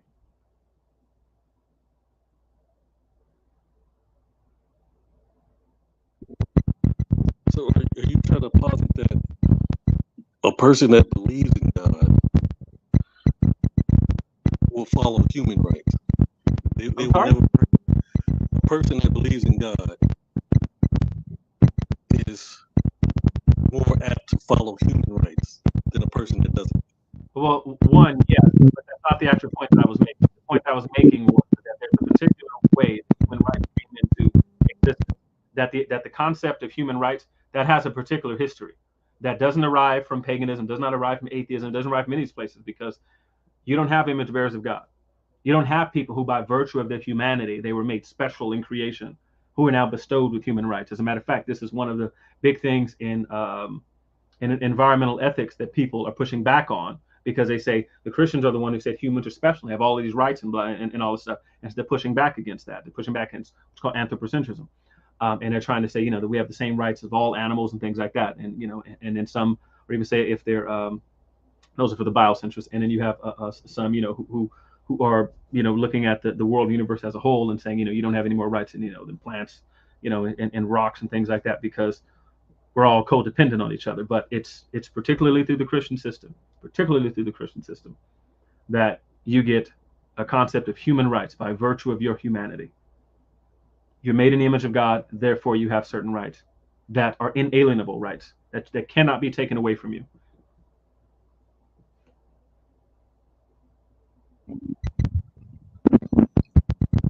That really means nothing. I'm sorry? That really means nothing, because you can even write that law and still enslave somebody. Right, but you understand that that's a completely different point. Whether mankind is always going to live up to that standard is completely irrelevant to the topic. What we're talking about here is you don't have a basis for challenging any of it. So whether man goes and does anything, according to you, enough people get together and say that this is the right you have, like the right to go acquire people, right? So you would read Dum Diversus, right? And you would say, that's correct. The Pope was in a position of political authority at the time.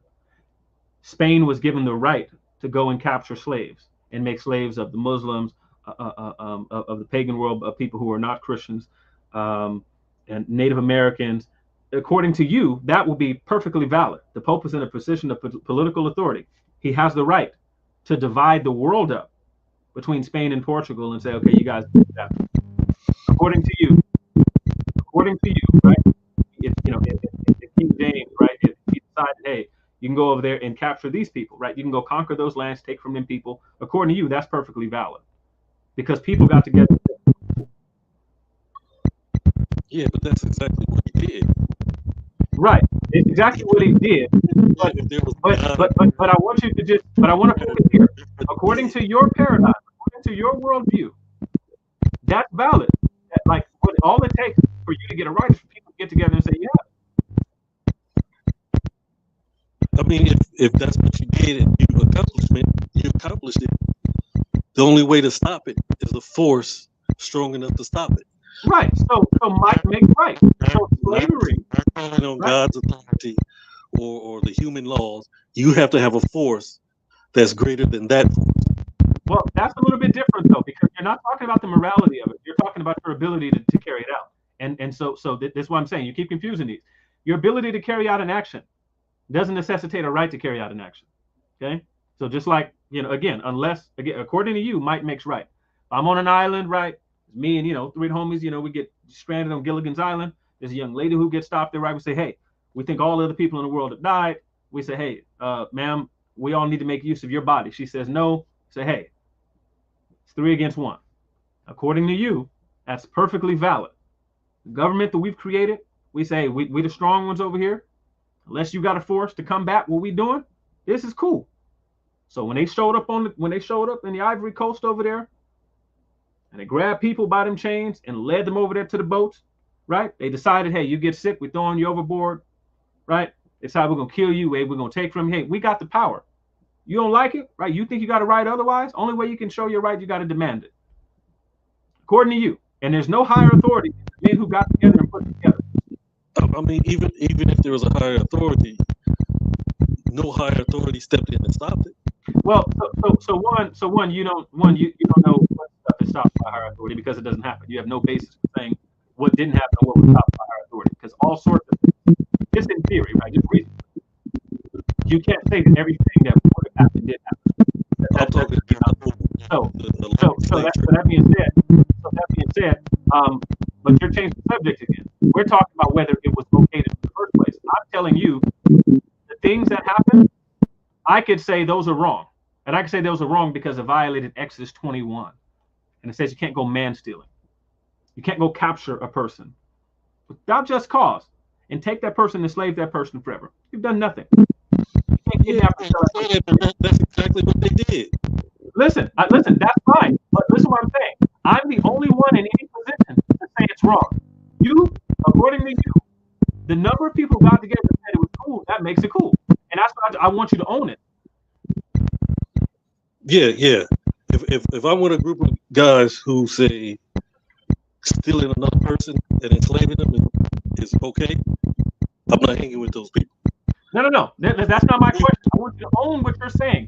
The result of your ideology is that if a group of dudes get together and say that it's okay to do, that makes it okay to do. No, my ideology is people going to do what they want to do. Is there right and wrong? Yes or no? It's relative.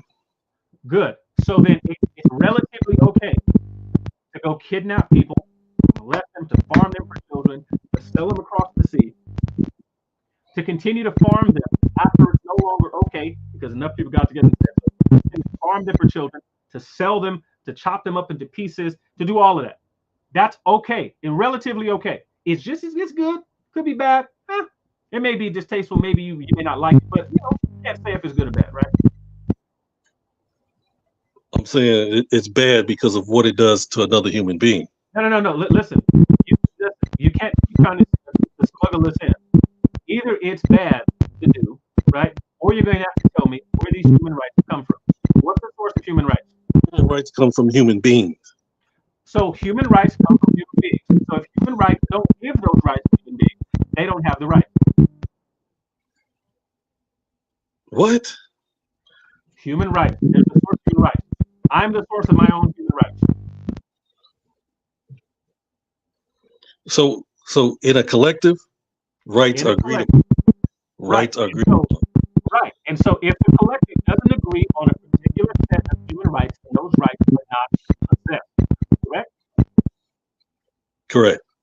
Cool. So if the collective gets together and says, these people here have no right to live, they have no right to freedom, they're going to be my perpetual slaves, I'm going to farm them for children, I'm going to be doing the R word to them, I'm going to be taking their children, I'm going to abuse them, I'm going to burn them, I will maim, I'll remove their digits, I will beat them until their skin of their lips is stuck to their teeth.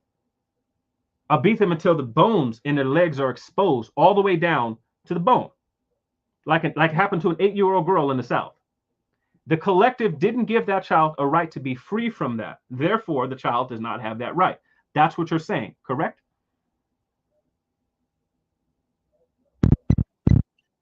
No, listen to what I'm saying. Yes or no? It's very simple. Listen to what I'm. Listen. The collective didn't give the right to the 8-year-old girl. How to answer my answer? You can't. Because there's a such thing as an open-ended and a closed-ended question. I'm asking you, according to the prescription you just laid out, if the collective gets together and gives you a right, you have that right. What we did is I just gave you colonial America. I gave you the 13 colonies. I gave you a particular time period. Matter of fact, I gave you the post-colonial time period. I gave you after the revolutionary time period, where there was an 8-year-old little girl who was hiding under the window of a lawyer's home. The lawyer heard rustling out his window, looked out the window, saw a little girl, no more than 8 years old. He said 8 to 10 years old, hiding under his window, whose lips were stuck to her teeth. She was so dehydrated. She was beaten down to the bone in her legs. He could see exposed bone in her legs. She had been beaten so badly. She was starved and malnourished. The collective, the government, I don't know, I think it was South Carolina, the government got together and said, that's cool because those people don't have the right to be free from it.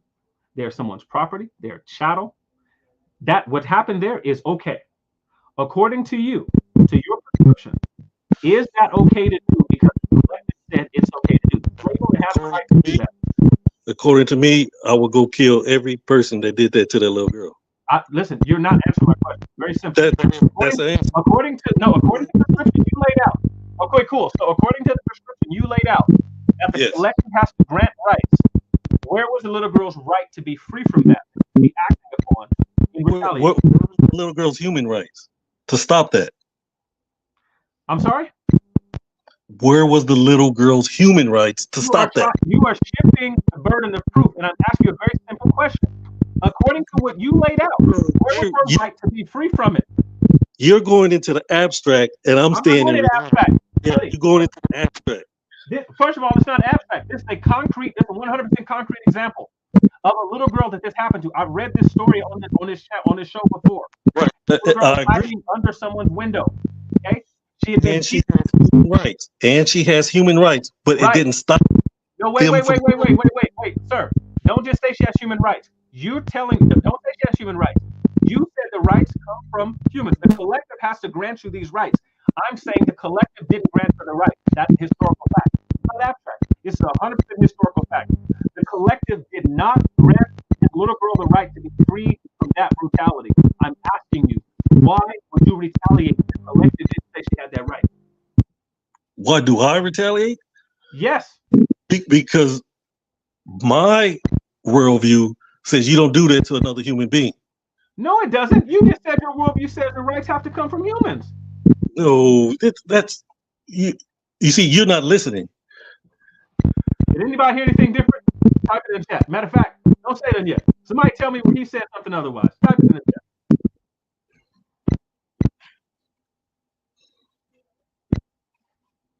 I can't see the comments. You got to tell me what's there.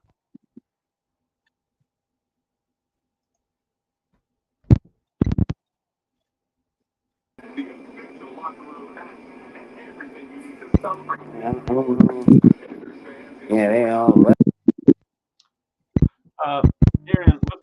Listen. So tell me what you said. Tell me where you said the little girl has a right to be free from that. If the collective didn't grant her the right, tell me how she has a right. The human beings protect other human beings, not invisible. Who says? Okay. How would she have been protected? Listen what I'm telling you.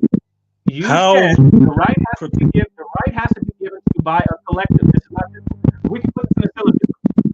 If the collective has given you a right, then you have that right. The collective has not given such a right. What's the conclusion there?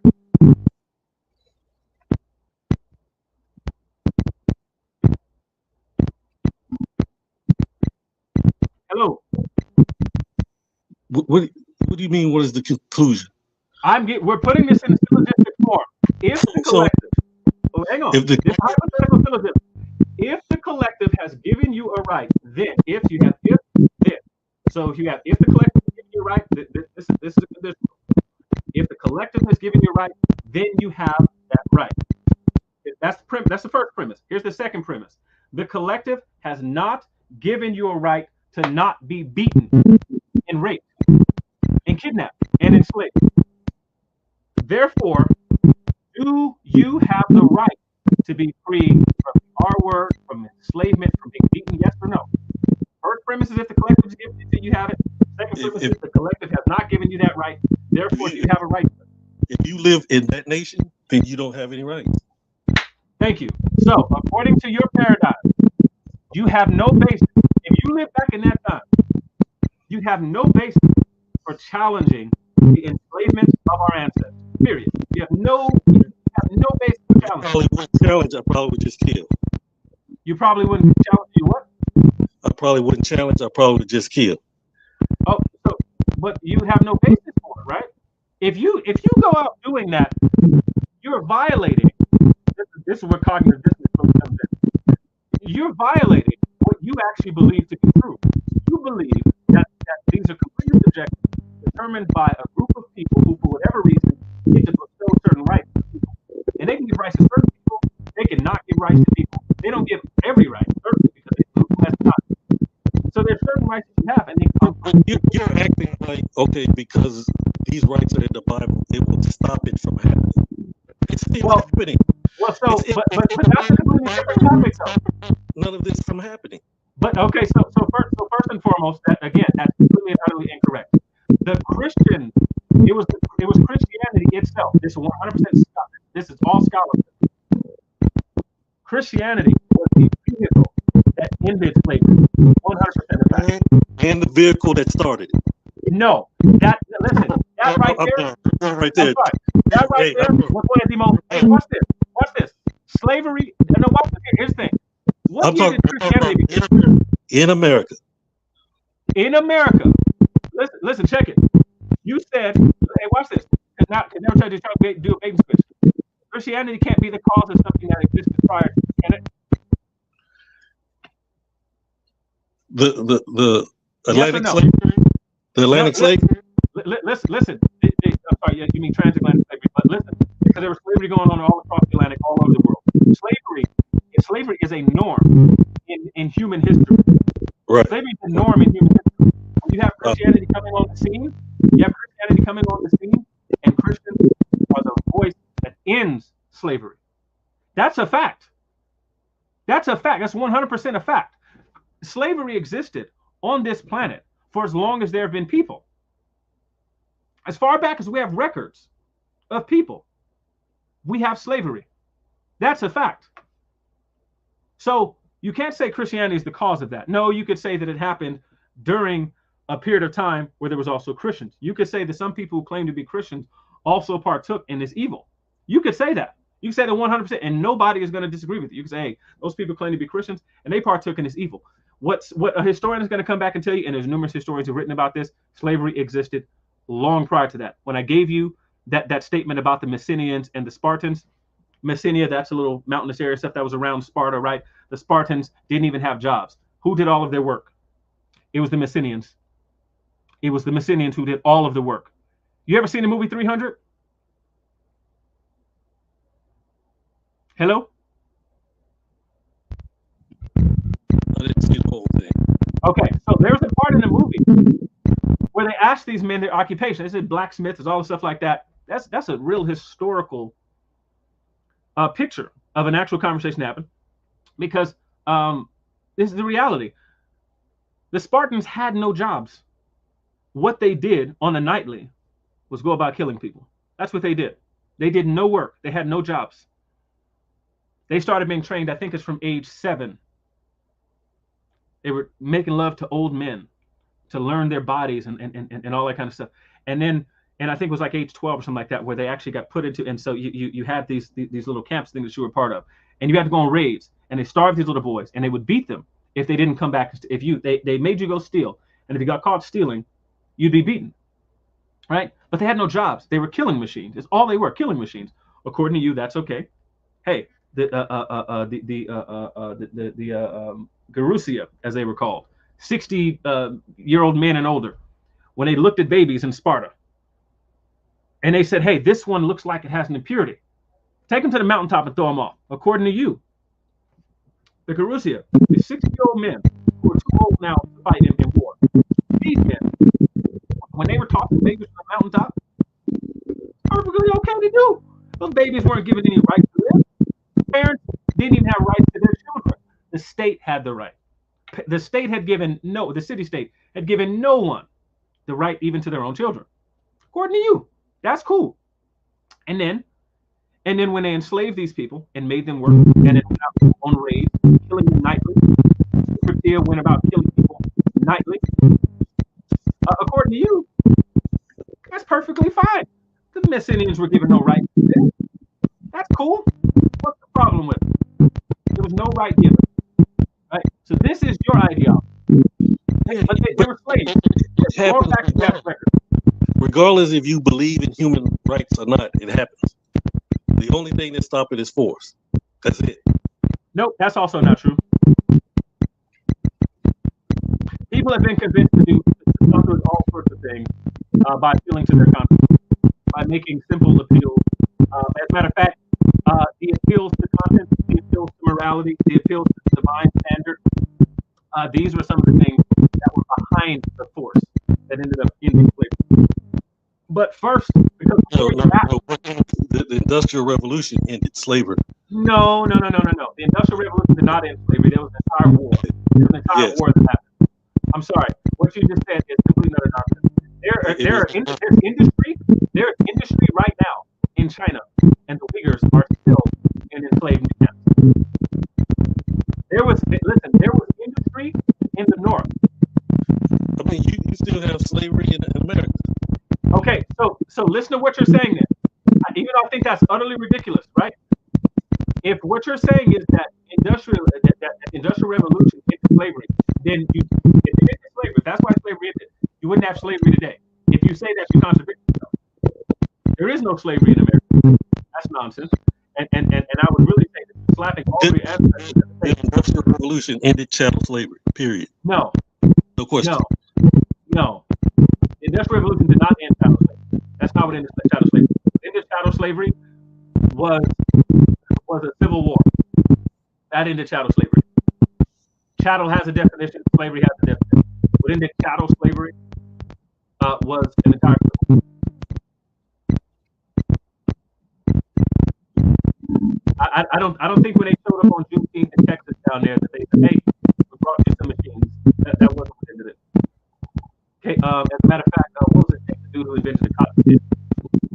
Starts with a W, last name.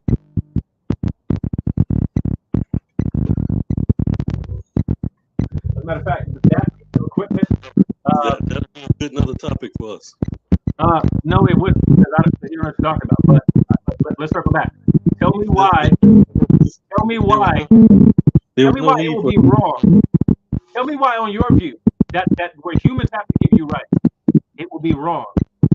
I don't care if it's me on the island, three brothers who decide that this woman's body is not her own. You can prove that only humans give rights. I'm sorry? Only humans give rights. Only humans give rights. Okay, so if only humans give rights, then if humans don't give you the right, then the right doesn't exist. Correct?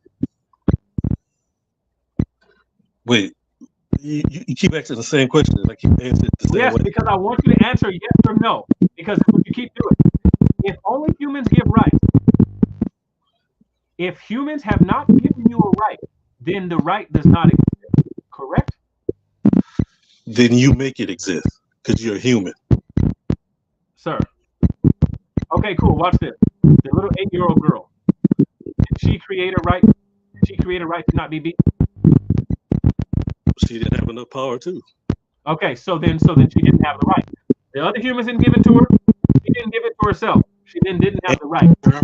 And God didn't protect her. God didn't give her the right. Listen, that's fine, but I want you to answer the question. The little girl that we're talking about, 8 to 10 years old, sat there and watched a little girl get beaten and didn't protect her. Listen, you said it all day long. That's fine. I want you to answer my question, though. I want you to answer my question. The other humans didn't give it to her. The other humans didn't give it to her. She didn't give the right to herself. She therefore what? Did she have the right to not be beaten? Yes or no? had a right to protect herself or to be protected. No, listen, this is a yes or no question. Did she have the right? She didn't give it to herself. Other humans didn't give it to her. Did she have matter. It doesn't matter. It matters because the consequences of your worldview is this. You have nothing but subjectivism, and subjectivism. Your view, or every way is equally right. My views are objective. Your views are not objective. You said yourself. They're not subject to belief. Okay, so what's the object you're pointing to then? Humanity. Okay, but humanity, an is. How does your is turn into an ought? What's that? How does your is turn into an ought?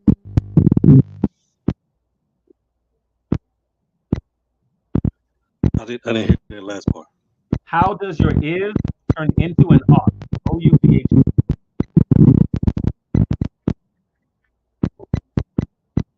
I don't understand the question. Okay, so what I'm asking is, you're saying humanity, and I'm asking you, just because I see humanity, what does that tell? How does that tell me what rights exist? How does that tell me rights exist in the first place? How do I know what rights there are in particular? Tell me how there are, I can agreed upon. It's just like when you build a house and you meet a contractor. You guys agreed on a price. That price wasn't there before. You guys agree on a price. He builds a house and then he says, I need you to pay me $100,000 more than what we agreed upon. He said, no, we got this contract right here. This is what we agreed upon. Right. That's all. Humanity. Okay, cool. So now watch this. If me and some other humans get together and we agree upon the fact, let's say I'm Portuguese, and me and the Portuguese authorities get together and we agree upon a price for African slaves. We say, I have a right to those African slaves. According to you, I have a right to those African slaves, correct? If that's what you believe. Cool. But if I'm an African slave, I can resist. Right. And guess what? So the slave owner and the slave, they make an equally valid point, right? What you mean? I'm meaning the Portuguese get together and they say, hey, I have a right to go acquire those slaves. The African resist. My position is just as valid as his. I still got together with these other people and said, hey, this is what I can do. Right? Right. I mean, it is what it is. Thank you. Hey, I appreciate it. I'm sure the chat appreciates it. And I just want to say this. This is my final thought. The result of this sort of subjectivism is nonsense. He can't call the R word wrong. He can't call it. So if he makes any appeal to morality, any objective moral, contradict himself. You have no reason to listen. If the Portuguese got together and said, hey, this is cool to do, it's cool to do. If white slave owners in the South got together and said, this is what we're going to do, we can do that. We can deny them the ability to go to school, and they're no more wrong than the slave owner. I mean, the slave who says, I want to read. These are equally valid positions. They're morally the same position. This is what you get.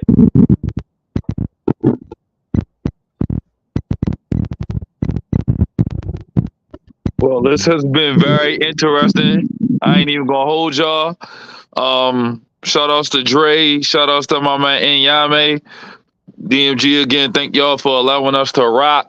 I'm not sure if y'all want to do a follow up on Thursday or not. I'll reach out to y'all in the back chats to figure out what's going on. Thank you for everybody that's been watching. Hit the like and subscribe button if you support what DMG has brought to the network.